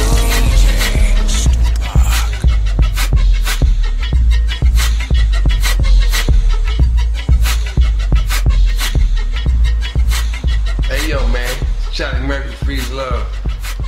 EventLevel.com, check it out. They planted seeds in his hat, sparkling flame. Event Level TV. What record is that from, huh? Begin. What's that? Tupac. They planted seeds in his hat, sparkling flame. Hail Mary. Hail Mary. Run with me. Hail Mary, come with the seed. They planted seeds in his hat, sparkling flame. Made him go kind of crazy, just a dirty shame. Join EventLevel.com, and together we can rule the galaxy. You're tuned into the Final Round Show. Keep that browser locked.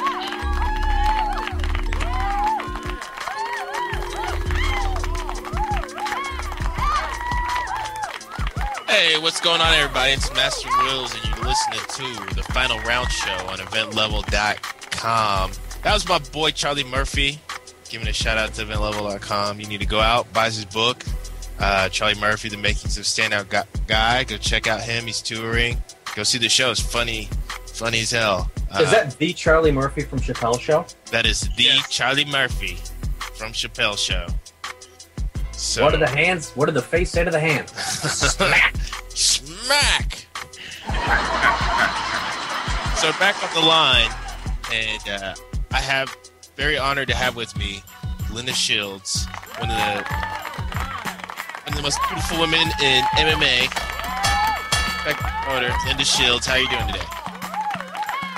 Wow, how are you? Doing great. For our audience, why don't you tell them a little bit about yourself? My name is Linda Shields. I am the promoter for Cage Fighting Extreme. We are primarily based in the Northeast. We do shows, Massachusetts, like the Boston area, Southern Mass, and we are doing a show March 12th, which is this coming Saturday, and then we have April 23rd in Boston. And then April 30th, we go to Maine for the very first MMA show. Wow, busy schedule. Are you? How have you been? How do you feel about being commissioned and coming and being sanctioned? I think it's pretty cool. It installs some order. We like it, but it's kind of a headache. The fighters need to get used to it, and it's a lot. They have to train and try to get all their medicals in. So it's a little bit of an adjustment for the fighters, but overall it's pretty good. So when did you become like an MMA fan? Probably about 6-7 years ago. Are you watching it 6 or 7 years ago? You mean like back in the original UFCs, or it's been so long? No, I started liking MMA, going to shows and watching my husband referee them. Mm-hmm. And then I started to get to know the fighters and watching the fights on a regular basis, and I was just... what did you think about the Diego Sanchez fight, Campman fight? It was a war. There's blood everywhere. Did you see that? It was disgusting. It was a pretty cool fight. I prefer to see fights that are wars. I'm not a big fan of watching the fighters grapple. I'd rather see a fight that's more, a stand-up and drop-dead kind of match, as opposed to two fighters just grappling. To me, I get bored. You want to see the entertainment. I mean, you, as a promoter, want to promote exciting fights, and to see that is just incredible. Here's something I want to point out. There's a new UFC coming up. John Jones gets to fight against Rua for the title, Shogun. And right now, John Jones is favored to win that fight. Now, do you think that's a fair deal? Favorite of the champion? You asked the wrong person because I am complete pro John Jones. I am a huge fan of his. His very first MMA fight ever, my husband refereed. Oh, and wow. I see him everywhere, but I am a huge fan of his. I am a John Jones follower, so you asked the wrong person that question because I'm definitely more partial to him than any. I don't care who he fights. I'm a fan of his. And Gary, we have Gary with us, right? How you doing, guys? What's going on, Gary? What did you think about that question? Who do you pick in that fight? Well, again, like Linda said, we're both John Jones fans. Having said that, looking at just the background of the two fighters, I think that what John Jones brings to the table, obviously everybody knows about his wrestling ability. Everybody knows about his unorthodox, way that he comes at you. There is no way to train for a John Jones. He's got some sick elbows. You just Nasty never know where elbows. he's... And it's really hard to train that way. Gary, you refereed his first fight? I did. Actually, the funny story is I almost disqualified him his very first fight. Oh, man. Come on now. I'm trying to kill this guy's career before he gets started. Come on. It was a nasty kick. You know what? He was in the middle. It was the very first fight, but he was in the middle of. He fought 3 times in like 17 days. I mean, wow. John Jones hasn't been fighting all that long. Mm-hmm. So that was his pro debut. That was he never fought any amateur fights. He went straight to pro. And you know what? If I was a betting man, I would pretty much bet that he'll come out of there with the belt. Mm-hmm. I just don't think that. Hey, nobody's pushed him yet. Very true. You think about all his fights, he's dominated everybody he's fought. Oh, Peter. Sorry about that. There. Mute your mic, brother. I mean, like, nobody has really challenged him, and that's scary. That's a scary thought right there. And, guys, one thing about this Shogun versus John Jones fight that I think a lot of people are neglecting to mention is it also depends on what Shogun shows up. We've seen him at times look spectacular, the way he did against Lyoto Machida in his title-winning effort. And then we've seen other times where he simply hasn't shown up. Remember when Forrest Griffin was the hard-nosed, unrefined kid who was very raw but could brawl a little bit, and he ended up submitting Mauricio Shogun Rua, who was a Brazilian Jiu-Jitsu black belt? I'm sorry, but I cannot compare Griffin to a John Jones. No, and I'm not at all. I'm not. What I'm saying is that Forrest Griffin was a heavy underdog in that fight and beat Shogun Rua because, in my opinion, Shogun Rua was not prepared for that fight. And I'm saying what Shogun Rua shows up for the fight against John Jones. He had a hurt knee. He had torn his ACL prior to the training, and he took the fight still. He had a long layoff between that fight too. From when? Well, it wasn't a long. Yeah, he had a hurt knee. Yeah. Well. Yeah, he had a long layoff from Pride. Yeah. Then after he fought Griffin, that's when he actually had surgery, and then he was out for a long time until he finally came back. Deep freeze. Who do you call in that fight? Oh, John Jones, definitely. If you saw them standing next to each other, yeah, like when Shogun came into the fight, it's like, just look at him. He's a monster. Yeah. He's. So you think the favoring is all right, even though he's a freaking champion. Come on, dude, he's a champion. But still, he's probably giving up 6 inches of reach. He's probably giving up about 6 inches of reach. Plus, man, John Jones is like a little spider, man. Once he gets a hold of you, man, he wraps himself around you. And there's nothing that you can do with those long ass arms when he's got you around. He's got a Bader. Ryan Bader is all I gotta say. Oh, yeah, definitely. No. I think I became a John Jones fan when I saw him fight Jake O'Brien when he hit him with a spinning back elbow. And just knocked him senseless and then went up there and choked his ass out. I was like, damn, this guy is fucking on point. So after that, I've tried to watch all of his fights and I've been impressed almost every time.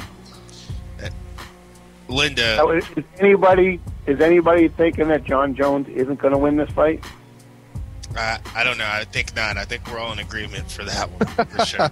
I would have to hire a midget with money to bet on Hua. That would probably be about it.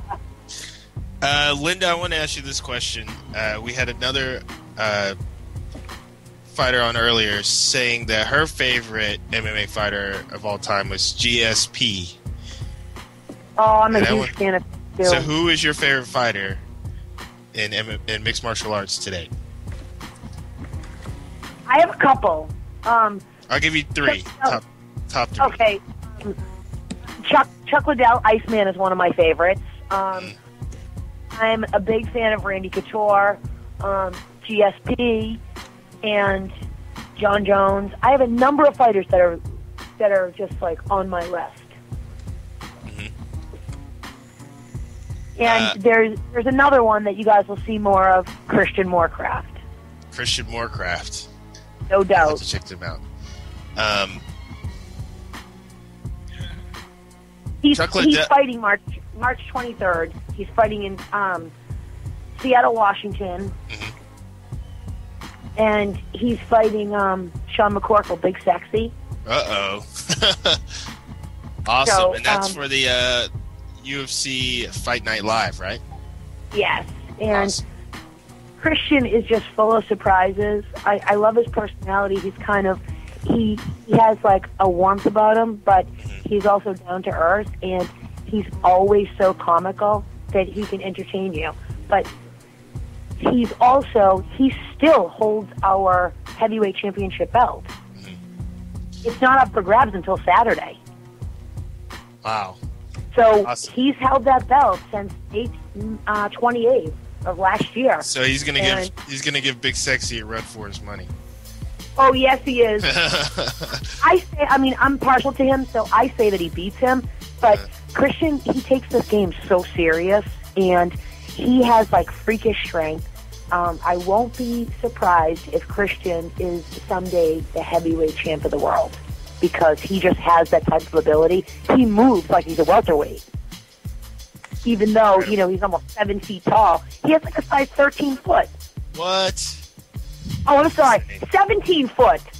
Actually, my husband has a size 13, which is why I get confused. But he has a size 17 foot. I can fit both of my feet on the sneakers. Chuck Liddell, big fan, definitely. Yes. Gary, are you in agreement with that? Who are your favorites? And I don't want you just to agree with your wife and just cop out like that. Please tell me. You actually haven't met Gary if you think he's going to cop out to that. He will do anything to debate me, and it's perfect. So let's hear what he has to say about it, because some things we agree on just because it's logical. Most things we don't agree on. We have like controversial conversations over this stuff. Gary, let me hear your top three. Well, you'll be surprised, but my number one favorite is my wife. That's my number one. Now you're in trouble. Yeah, my number one favorite fighter is my wife. She's undefeated, by the way, at my house.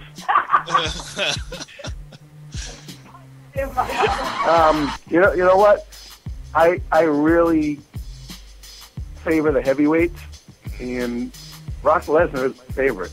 Oh, wow. I'm not a fan of Brock Boo Lesnar. this man.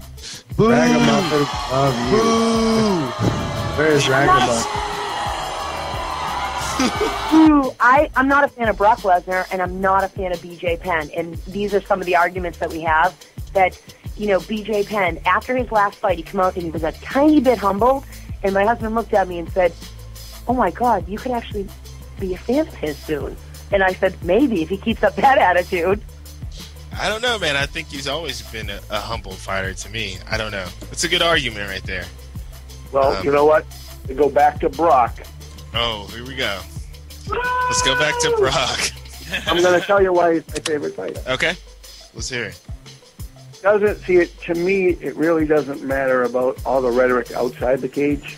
Mm-hmm. To me, being the matchmaker for Cage Fighting Extreme, I can see why the UFC loves this guy, because he's an attraction.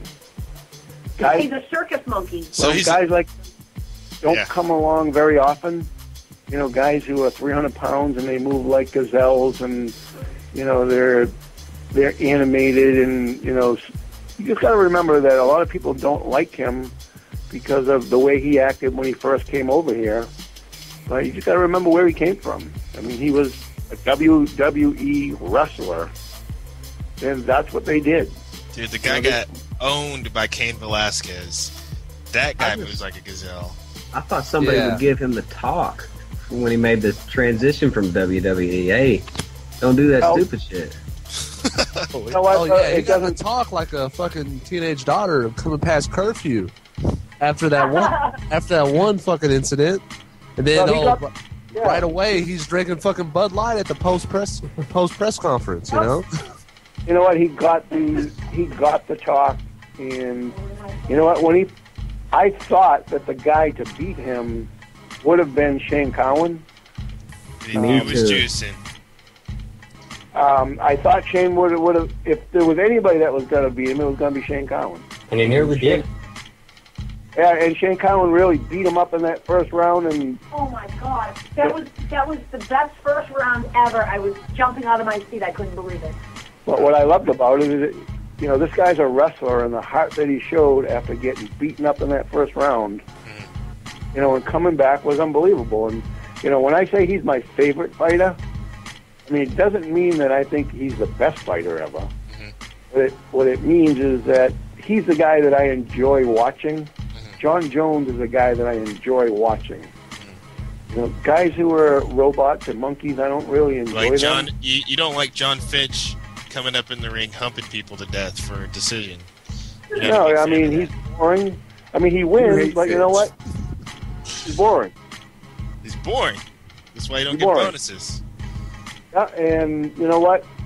The UFC looks for ways to get rid of guys like that. But when you're winning, you can't do anything about it. Yep. Just going to keep humping your way, getting paid. But you know what? I like that, by the way. But some of the referees have to take some responsibility for that. Break it up. And be held accountable as when I referee, you know, I'll tell the fighters, hey, the first round is yours. Do what you got to do.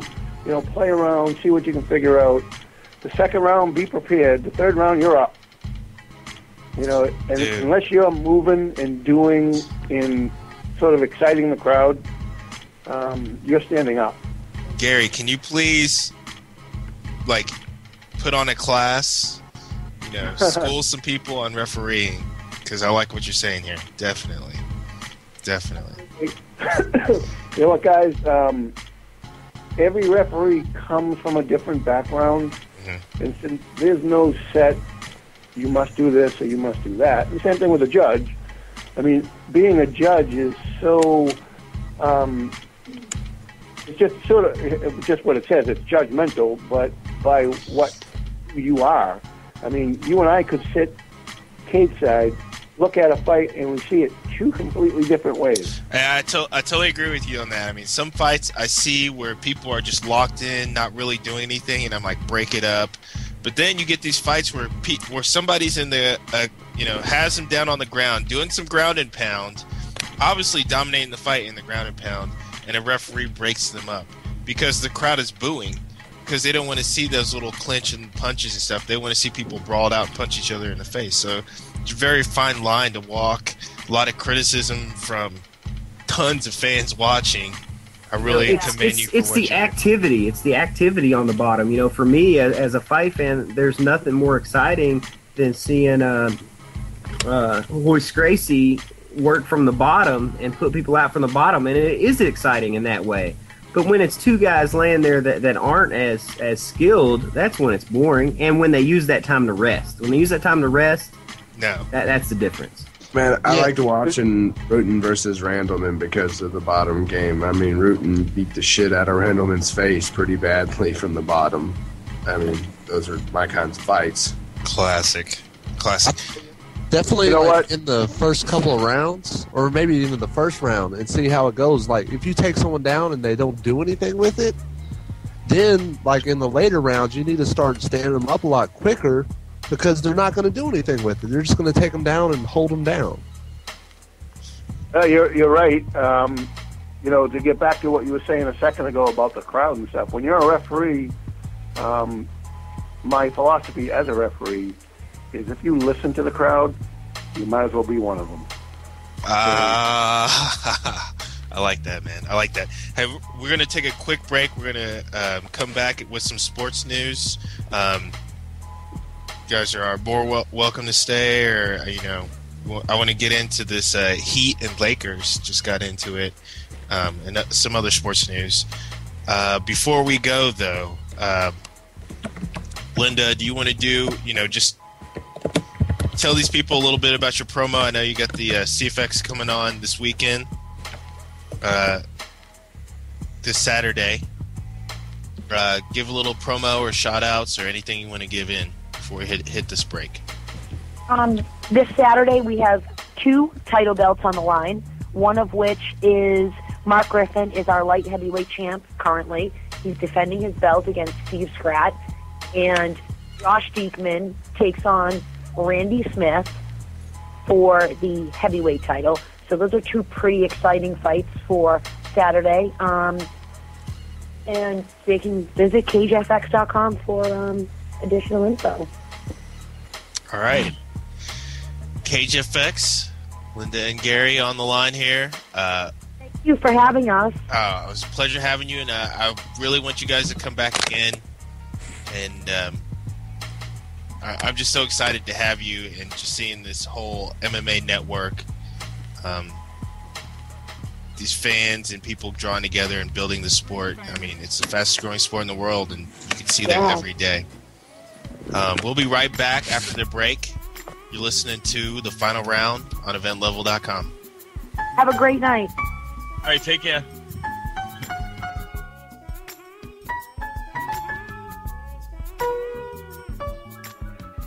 Mama, my best friend, my favorite lady friend. You never turned your back. Thank you for that. Mama, my best friend, my favorite lady friend.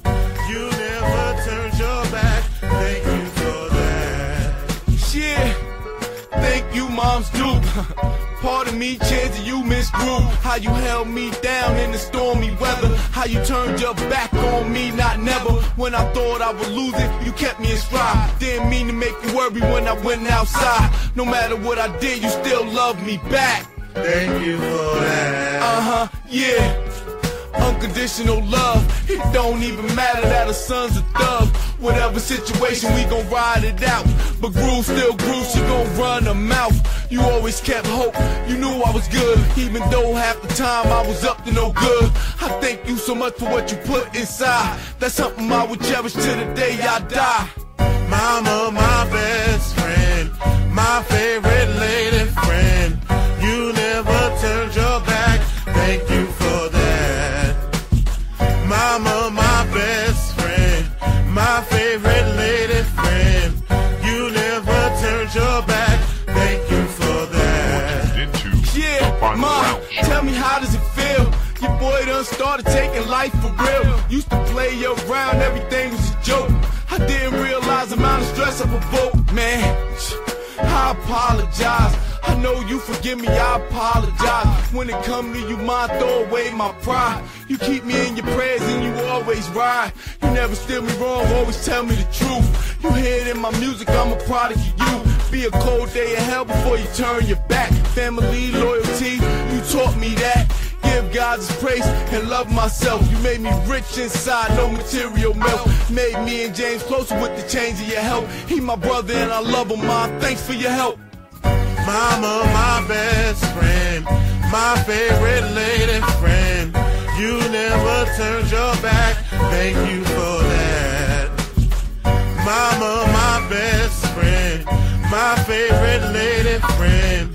You never turned your back, thank you for that. Damn, Miss Fairfax, who'da thought? When the kid was doing bad, all he did was talk. Now your son on top and I'm grinding, man. Only few like you understood my plan. It didn't take long for me to put it in motion. Your love for me is the magic potion. I thank you so much for your amazing grace. So all I wanna do is put smiles in your face. A Jag in the driveway, hopefully. Back in New Jersey, close to me. I'm gonna work hard, that's without a doubt. But you giving me life is what it's all about. Words can't explain how I feel for you. That's why I had to write a tribute to you. Thanks for your blessing and your love and heart. And don't look down when we get to the top. Yeah! Mama, my best friend, my favorite lady friend. You never turned your back, thank you for that. Mama, my best friend, my favorite lady friend. You never turned your back, thank you for that. You are now tuned in to It's BM Radio at itsbmradio.com. That's ITZBM Radio. Alright, Sajin Mayhem Tyler up in the motherfucking building. And you need to check out some official real shit on itsbmradio.com. Big Woo's debut on itsbmradio.com. His featured LP coming out called Takeout. Check him out. Big Woo live. We're going to have him live on April 10th. In the building, Big Woo. You need to check him out. EP is coming out. It's called Takeout. Let's check this shit out. Big Woo. Big Woo here. Big Woo, up from this small fucking place. Me give you chopstick, noodle chop your fucking face. Free buffet, me give you egg one time. I bust a hip it, they hop it, they beef your ear rhyme. You give me chopstick, me give you sushi. Me give you rice patty, me give you boost weed. Me give it to you raw, me give it to you fried. You give me fortune cookie, it's Big Woo inside.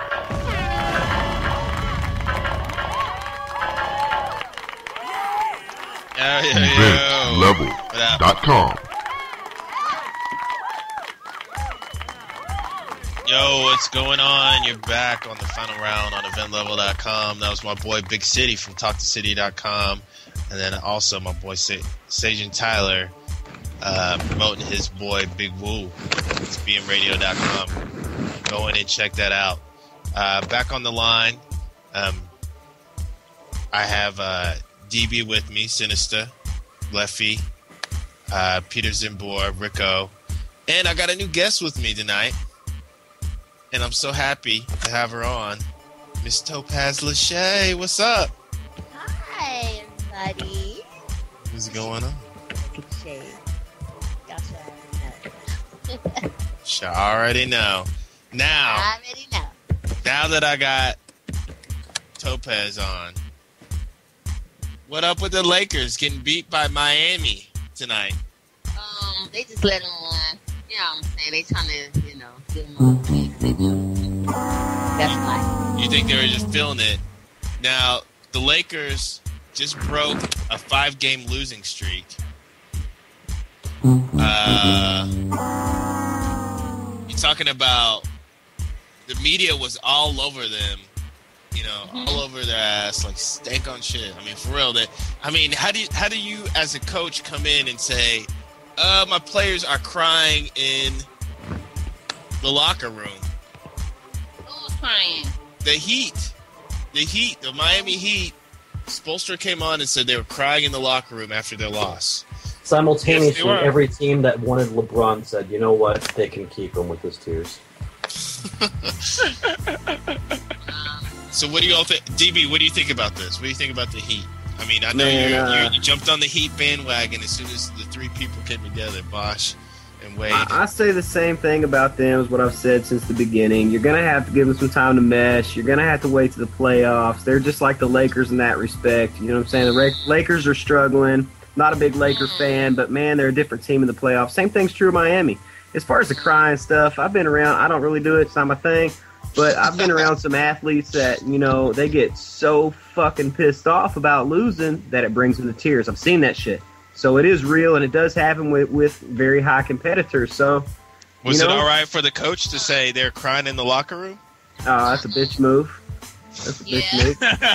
So should Spoelstra be fired?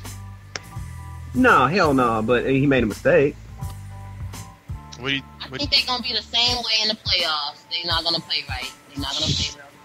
Well, Shay said they're gonna be weak in the playoffs. It is what it is. The Lakers is gonna go for another ring. You dig?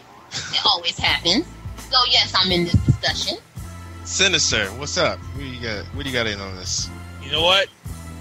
If I could take a piece from a movie, there's no crying in fucking basketball. Just like it was in the movie League of Their Own.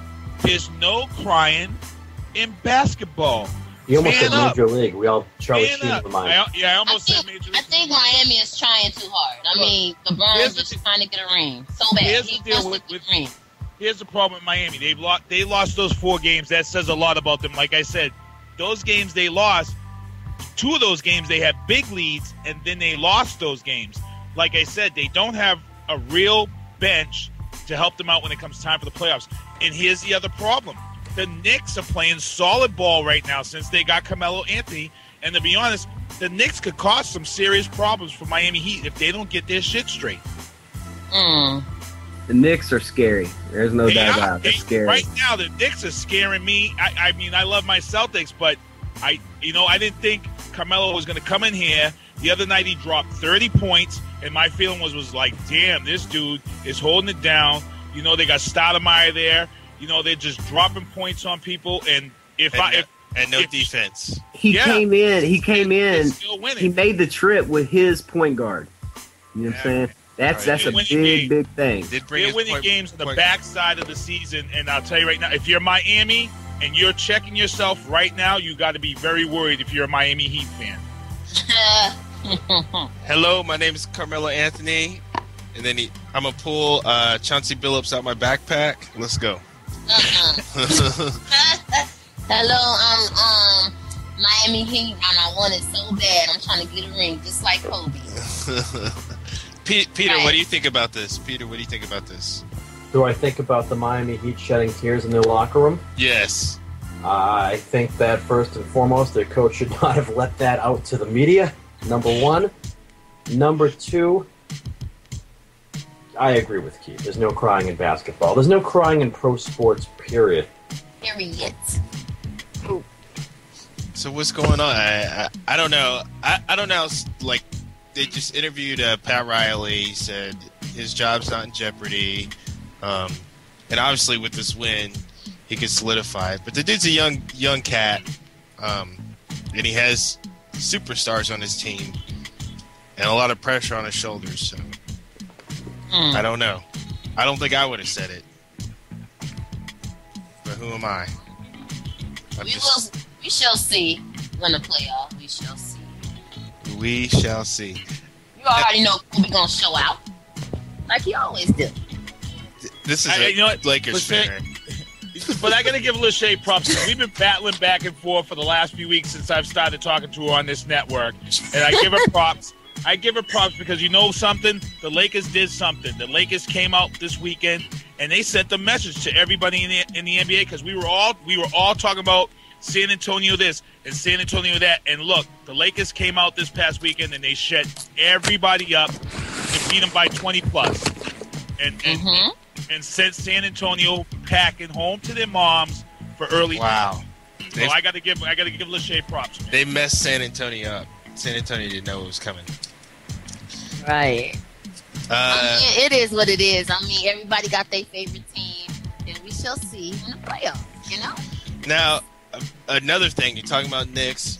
Go back to Madison Square Garden. Let's talk about what happened today in the Big East tournament.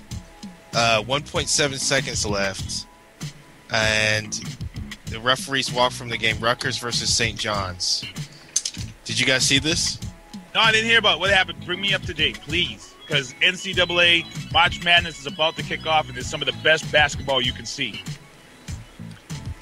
Well, there's right at the end of the game, and St. John's was winning the game. Rutgers went up, got the ball stolen. St. John's player grabs the ball and travels with it, steps out of bound, and throws the ball up in the air because he figures he won the game. But there's 1.7 seconds left. The refs walk away from the game as this is going on, thinking it's over. And it was a horrible officiating call on that standpoint, knowing it's a hard job for the refs, but they totally missed this. With 1.7 seconds, with a 2-point lead, there's a lot that could be done with the Rutgers. They could have had that last-minute shot. They're arguing, but the refs had already walked away. These refs have already decided that they're going to sit out the rest of the tournament. Didn't the dude that threw the ball up in the air just watch the Louisville game a week ago, 2 weeks ago? With a cheerleader? Yes. I mean, who wants to be that guy these days? They blasted him on SportsCenter. Yeah. They should be, you got to be more aware of this kind of stuff.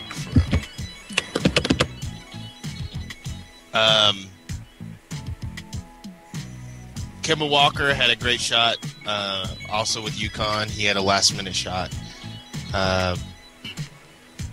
Also, people were talking about draft picks. You have Blaine Gabbert. They're calling Blaine Gabbert to the Panthers and Cam Newton to the Bengals. What do you guys think? Is this a good fit for them, or you think Cam Newton? Cam Newton to the Bengals. You know what? I like it. You know why I like it? What's that?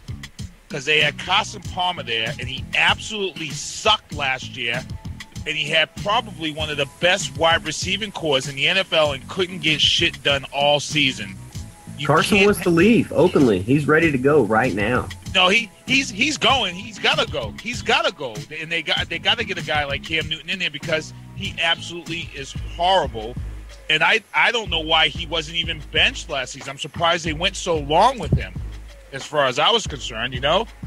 Cincinnati is still talking about trying to keep him against his own will, which I think is a really stupid move. It is. To be honest, I don't understand it. Cut your losses. He didn't do nothing for you last year. He hasn't been the same since he had his leg friggin' torn out from under him by Pittsburgh. So, I mean, hey, I say let him go. Let him go. I don't know what the deal is. I mean, why would you want to keep Carson Palmer? Dude's an egg. Anybody that doesn't want to play for your team is not ever going to play to their full potential. And when you're paying money for them to play to their full potential, it's time to pass that guy along. For sure. If you can't solve a problem, eliminate it. Exactly. And the Titans got rid of, they got rid of their coach.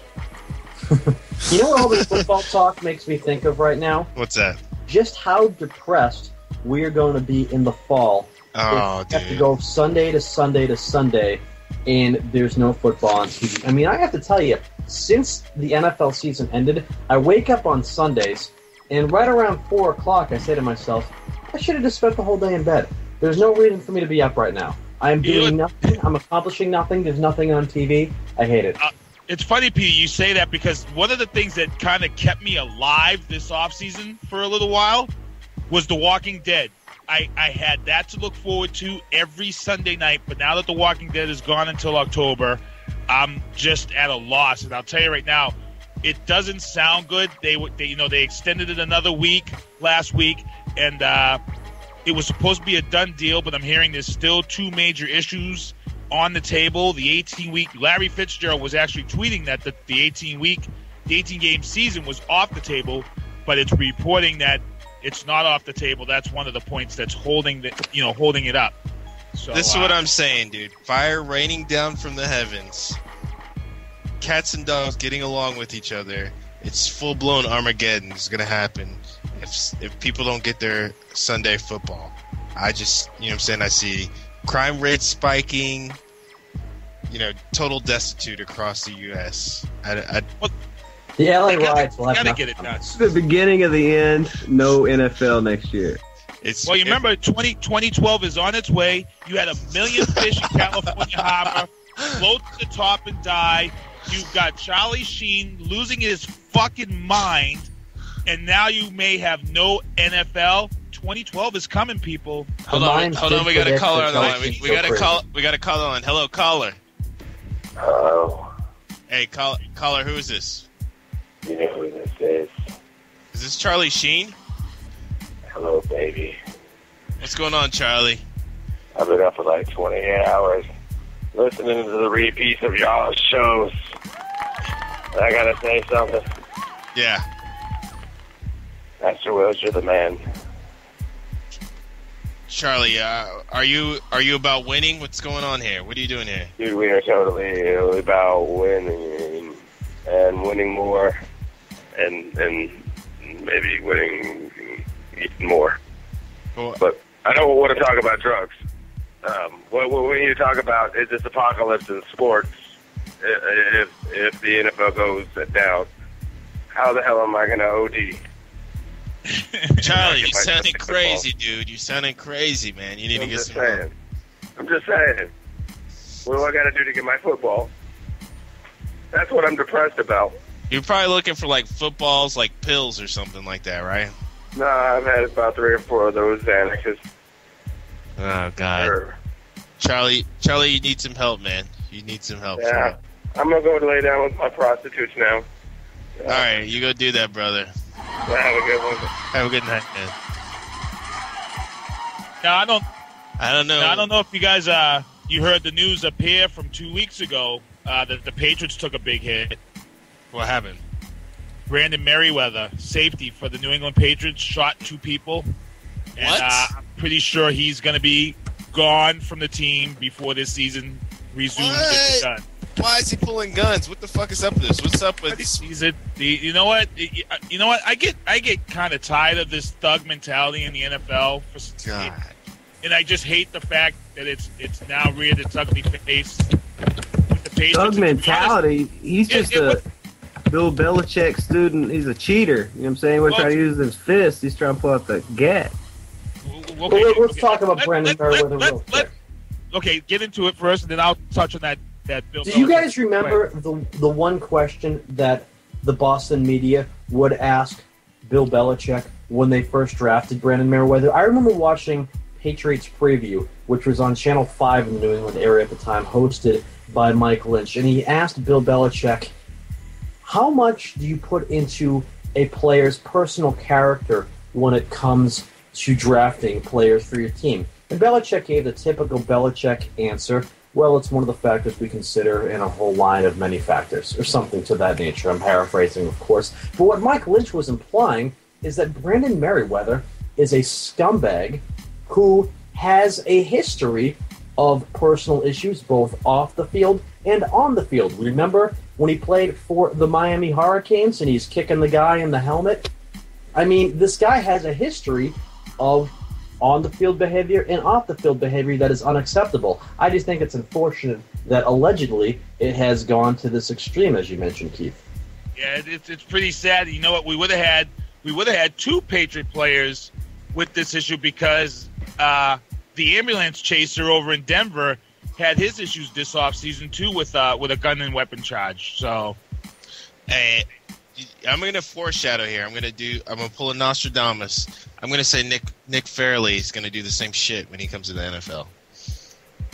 Like, I think that dude, I think he's a talented guy, but I just saw some weird stuff in the championship. Like, that guy has a mean streak in him that could pour out. Now, DB, I want to go back to this because this is one of the things that really, really get to me. You bring up Bill Belichick and you bring up cheating. Right. I followed this team for a long time. So real quick, I'm gonna give you a little 5 minutes here.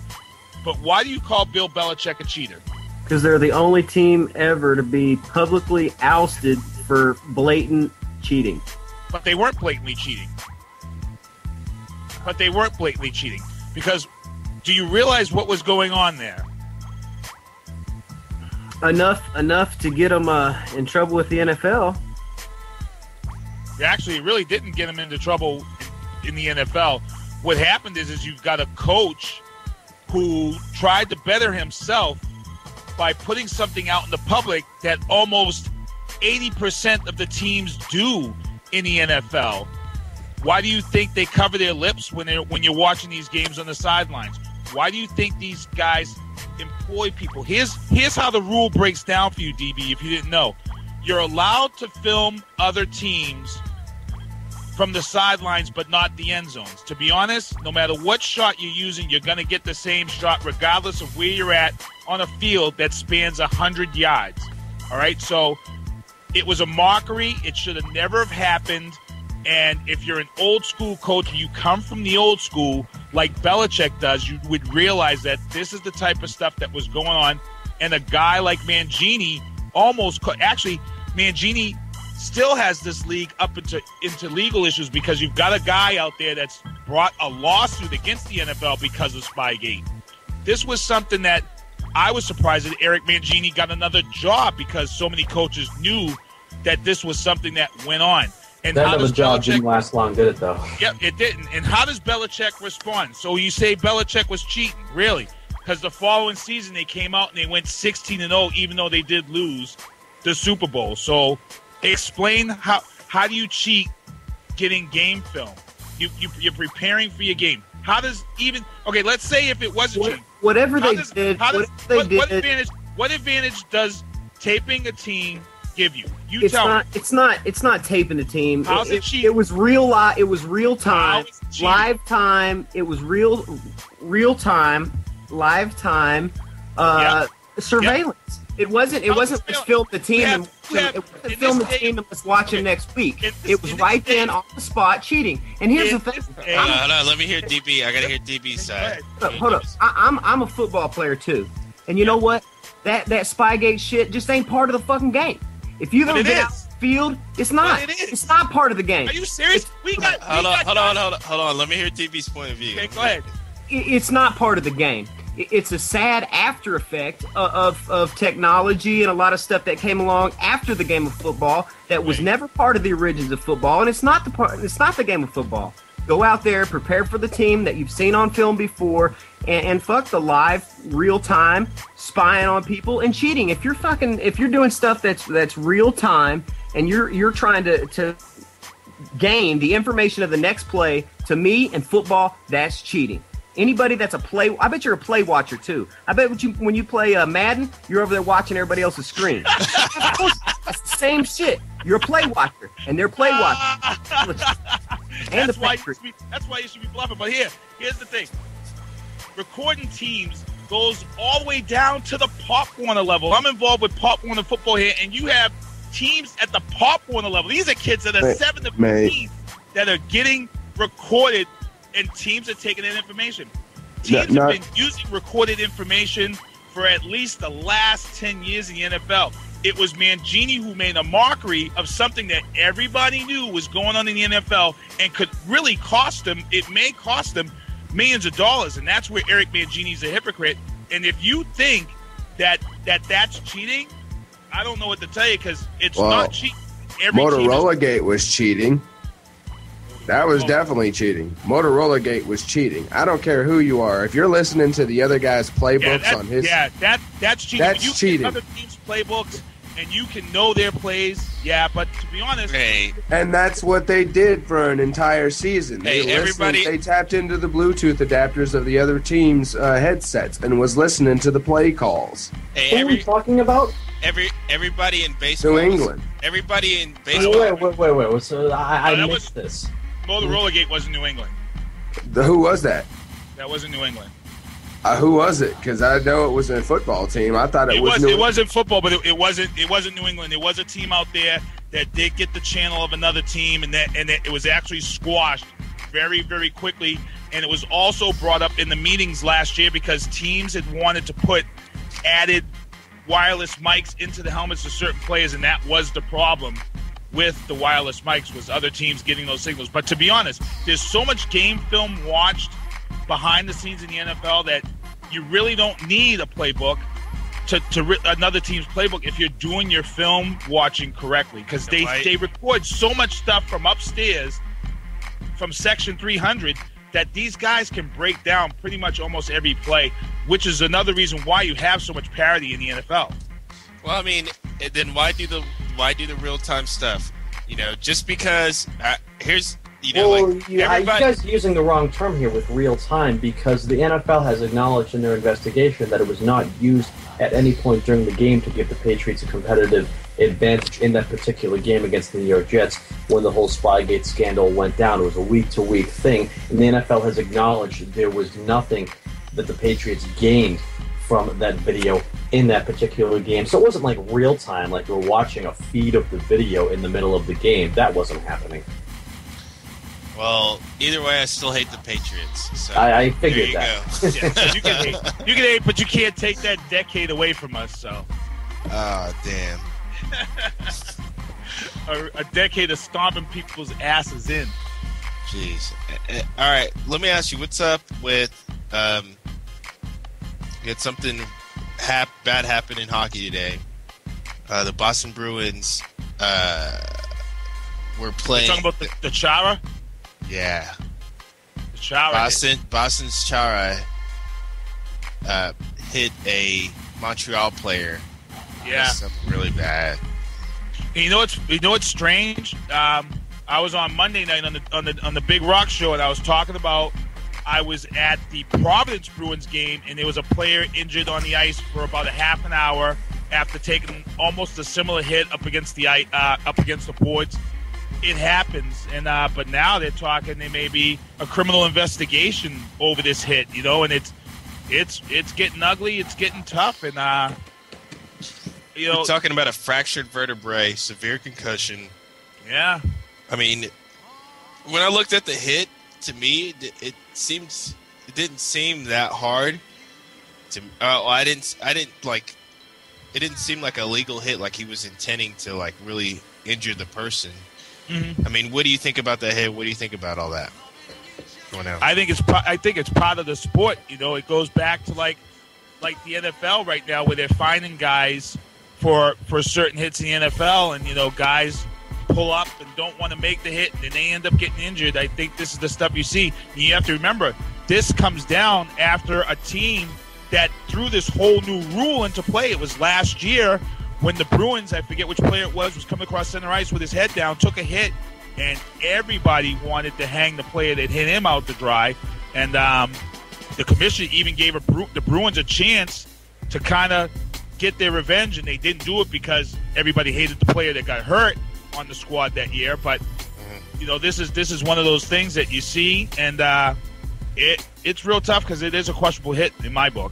There is only two examples in professional sports I can think of things happening on the field or on the ice where I have felt that a criminal investigation would have been apropos, and this is not one of them. Those two examples are, and the name escapes my mind right now, but there was a hockey player who came up behind another guy, and the name, I have it on the tip of my tongue, I can't think of what it was. He played for the Florida team in recent years, but that's not who was playing at the time he committed this act, and he punched him in the head from behind and broke his neck and ended the guy's career.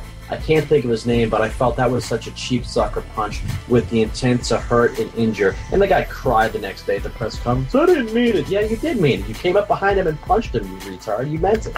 That was one example. And the other one was there was an independent league baseball incident a few years ago where a guy attacked a pitcher who was, giving him some high cheese. He attacked him with a baseball bat on the field. I thought that. I thought a criminal investigation could have been a part of that, because you cannot argue that a guy getting hit with a bat intentionally and beat with it is part of the game. It's not. And I think that examples in sports of things happening on the playing field where criminal investigations should take place are few and far between.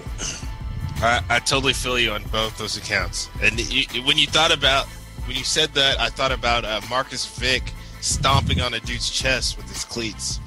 Oh, yeah, there you go. That's kind of jacked up. Anyway, yeah, man. I don't know, like, because of all these sanctions and everything, those kind of things, those extremes should be taken cautiously. Those should be pursued criminally. But in the end, you got to expect as a football player to get concussions. You're going into the game. This is what you're submitting your life to. Like, people come up, you know what kind of business you're going into. You know what you're going to have to deal with being a football player. What are you tripping on? You tripping on hammer toes? Hammer toes on the keyboard? Yeah, hammer fingers. Hammer time. Peter is getting on you. Oh. But like, yeah, I mean, come on, it's football. People are gonna get hit. Have these, and I feel this is reasonable for the people that are going out there. The NFL Players Association trying to get Todd Bertuzzi. It just hit me. Todd Bertuzzi was the name. Anyone recall that incident? Todd Bertuzzi. I'm gonna go YouTube that. I think that's what you were typing at there. That we heard Todd Bertuzzi. But like you signed up for the sport, you know the consequences. Hopefully these NFL players can fight for better insurance and compensation for when they get out of the league and they're suffering from concussions and all that. But I think when you're going into a league where these huge men are coming at you to drill you, that you're going to expect concussions, You're going to expect this. Like, why find these people? This is the nature of the sport, nature of the beast. Like, why find these people for that? I think it all has to do with intent. I mean, if the intent is to go helmet to helmet, I think they fine them. Whereas if it's just incidental, they kind of play it safe. But there is that gray area, and I understand what you're saying. It's a gray area, and it's like a witch hunt right now. And you got to be careful. Oh, yeah. It's a fucking witch hunt right now. Have you guys heard about the possibility, this gets brought up every now and then, the possibility of eliminating face masks from football helmets? No, you just totally blew my mind. I've heard this brought up from time to time because let's face facts here. Football equipment that is meant to protect the players can in turn be used as weapons from one player against another player. I mean, it's metal to metal. I mean, it's a lot of heavy duty stuff. And there has been some studies that have said without face masks, there would be less concussions because players would be less likely to lead with their face the way they did not do that back in the old days when the helmets were made of rubber. And I found that to be an interesting theory. That's great. That's great. Well, it's funny. I heard on the NFL Players Union website, one of the things that was on this table in negotiations when the 18-game season was on there, if they were going to go 18 games, there was a possibility that they were going to remove punt returns and kick returns from the game.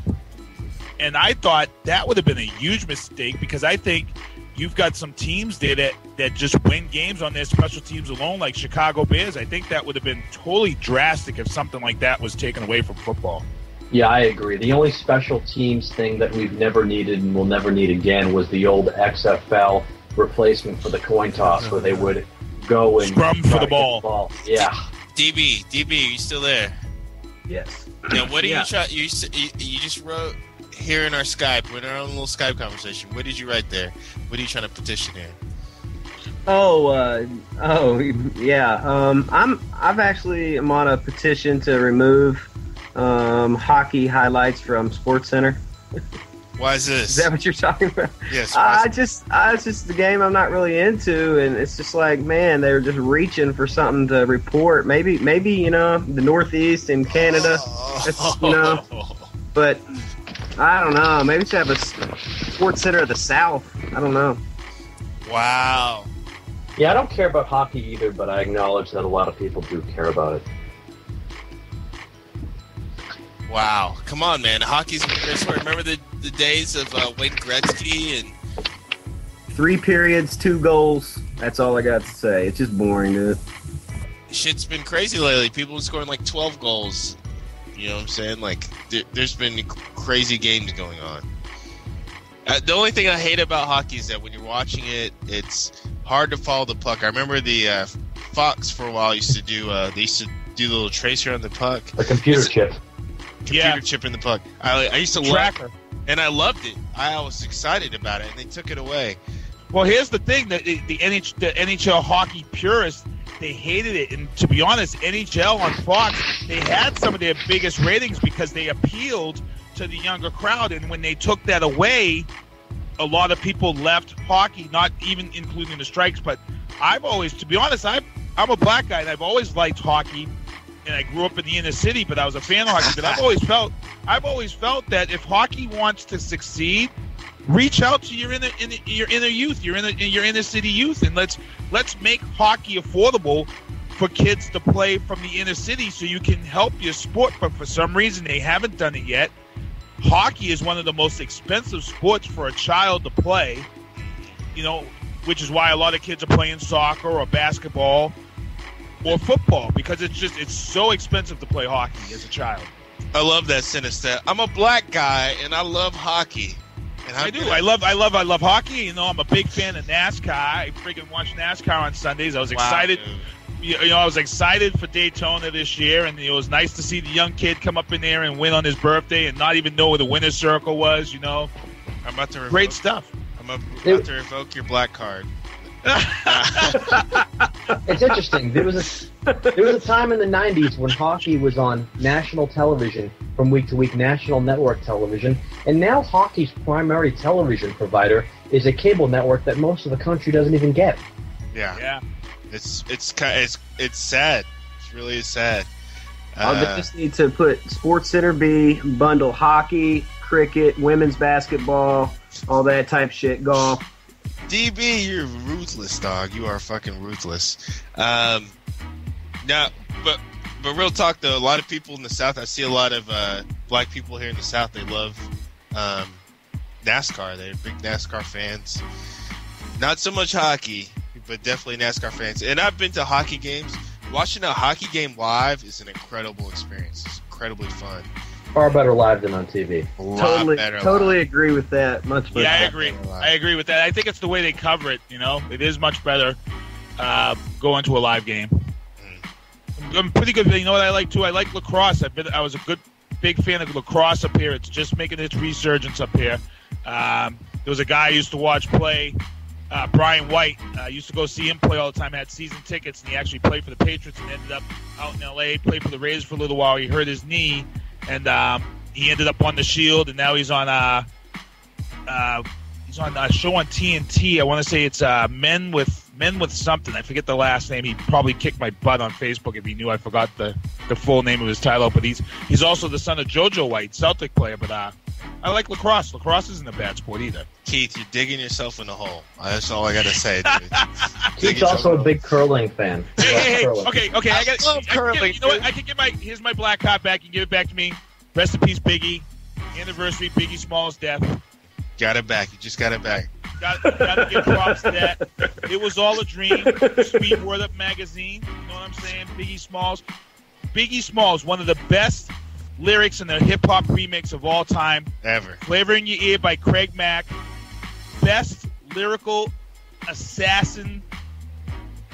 I'm telling you, my feeling is the only guy that comes close to him is Eminem and Jay-Z. Nas is up there, but I don't think I can find anybody that touches Biggie Smalls. Lyrically. I have to agree with you. Lyrically, Biggie is up there, top number one. All right. Look, we had a long show. We ran a little bit over. I want to save some for the next show. It's a very hot show. A lot of artists on. Before we go off, I want to give our shout-outs. Rico, what you got for us? Man, I want to give it up to everybody out there in cyber world. Because I don't have pneumonia no more. Bam, bitches. That's sexy, dude. Sexy. Topaz. Miss Topaz Lachey, you still there? Well, we'll give it up and we'll give it up for Miss Topaz Lachey. Check her out. Twitter her. Check her out on Facebook. Peter Zimbor.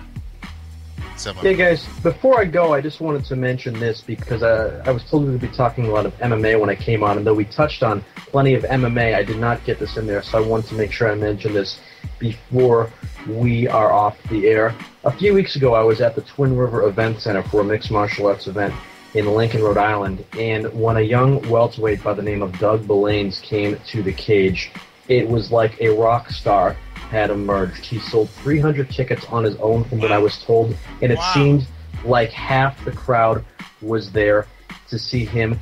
And not only were they there to see him, but when the cage door shut, he got it down in the cage and improved his professional record to 2-0 with 2 knockouts. He was a promoter's dream in the fact that he had the ability to both fight and he had the ability to get people to emotionally invest in him and purchase tickets to come see him fight. A lot of potential, and I got word today that he died in a car accident this morning. Oh man! So I did want to just let the family of Doug Belanes know from Framingham, Massachusetts, that the thoughts of the mixed martial arts community here in New England are with them, and we hope that they can get through this tragedy the best they can, because he was only 22 years old, and obviously that's just something terrible for any family, particularly the parents, to have to deal with. Dude, definitely my hats go off. Heartfelt to Doug Blaine. Hate to see such a young potential lost along the way. So definitely a little moment of silence for him. DB. Yo. What? You got a shout out there? Yeah, man. Peter just killed it, though. I'm sorry, I didn't want to on it. I was trying to end it like this. I was going to say, if there's any promoters out there listening, I'm definitely in to train a few months and fight Peter Cyborg at any time. And after having him on the show, I'd love to meet him in person. No, it was great having you, Peter, for real, man. You are that's the most professional I've ever heard anybody say they got their ass handed to them. We'd love to have you back, bro. Nice to meet you. Thank you very much. I appreciate you guys having me on the show, and I'd love to do it again. Awesome. Sinister. Man, you know what? It was a friggin' hell of a show tonight. I want to thank Tisha Rodrigues for calling in. I want to thank Linda Shields and Gary Foreman for calling in. I want to thank Peter Zimbor for calling in. I got the big CFX mixed martial arts event this Saturday night. I will be your ring announcer at Rumble in the Jungle from Plymouth. And we also will have Boston Casting in the stadium that night because they're casting for the Kevin James new movie, Here Comes the Boom. There's actually a product for ring announcer. So I have bought my new suit at Santos. I got my new shoes, and I am ready to rip shit up on Saturday. So I need everybody to come out, show me some support, show me some love on Wednesday nights on Sports Page with Joe O'Neill on Wednesday nights, and on Ustream Live, and on the Big Rock Show on Monday nights, and on the Mark Show on Tuesday nights. I'm all over the place. I'm the hottest working man in radio, just like Peter Zimbor. Wow. Incredible. And I'm holding it down. Hit me up on Facebook. Search Keith Hayes on Facebook. And you see how busy I am, Wills. Oh, yeah. I know what's up. Hey, once again, thank you all. Thank you for our guests, Tisha Rodrigues, Gary and Linda, Peter. It was always a pleasure. Rico holding it down. Lachey. Topaz Lachey, check her out. You can follow me on Twitter. I'm at Master Wills. Come to eventlevel.com, join the community, see what's up.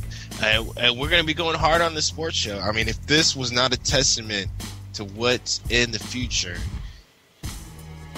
for the Final Round Show on eventlevel.com, then I don't know what is. I mean, we had so many MMA heads come in here, give their opinion, and thank you to my co-hosts, definitely Rico, Leffy, DB. Shouts out to other people that were listening in. Big City from TalkToCity.com. Big Lou from MMERadio.com. It was awesome. Join me again next Wednesday on the main event show at 8 p.m. on eventlevel.com. And see us next Thursday at 9 o'clock on the Final Round Show. We got a home. A lot of sports and MMA to talk about, and I can't wait to see you all till then. Till then, check us out. Final Round, eventlevel.com. Hit us up. Word up. Join eventlevel.com, and together we can rule the galaxy. PatchesRadio.com.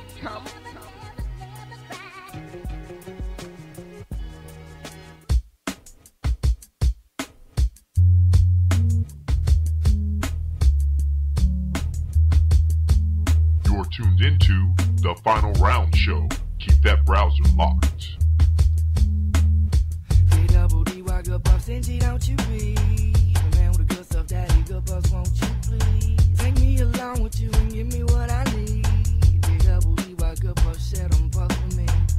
Poppy Chulo, I call it Charlie, you know, Daddy Good Puff. I guess Daddy got that good stuff. I'm like Lenny Kravitz in every flick. I'm aircrafted, slanted eyes. It's easy to tell when Daniel hot. Besides, can't nothing fuck with a Dutch. But if you want another one, the runner-ups off the MO. My job's info, make sure they him pro. Even cotton off my style, fresher than Mentos. Ill as memento. They say Charlie kills the brain before as long as I can hold it in. I'm killing my brain. It's suicide, but with like 2 to 5 blunts. But with just you and I, that's beautiful stuff. Redheads, purple haze, blueberry pears, Drewberry shares with me. Who barely dares to speak unless your troop carries weed. It's a scary thing how much I adore weed. Me and more, we need more trees. So that's my story when I'm an old man. For ills with more than a whole gram. Give it a program. Me and we go hand in hand when I pick it apart. Conserving is the trickiest part. D-double-D-Y, good puff, stingy, don't you be the man with the good stuff, daddy, good puffs, won't you please take me along with you and give me what I need. D-double-D-Y, good puff, stingy, don't you be.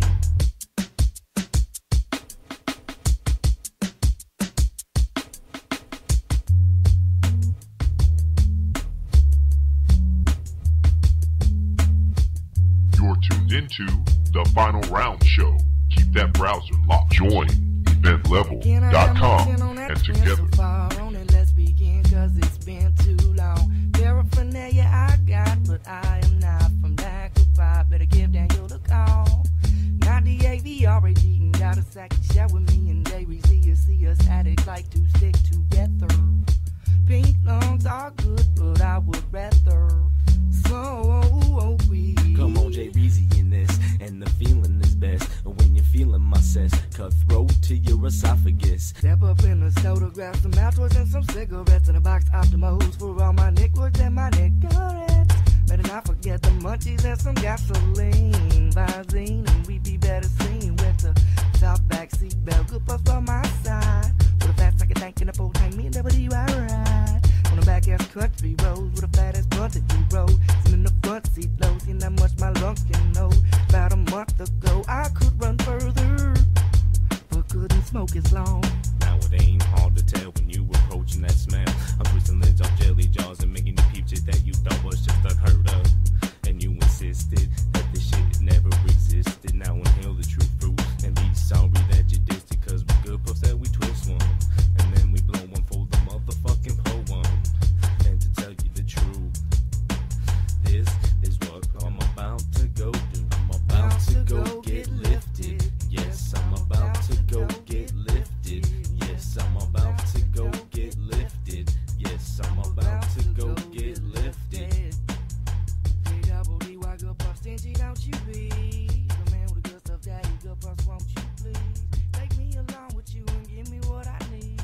D-double-D-Y, good puff, share them puffs with me.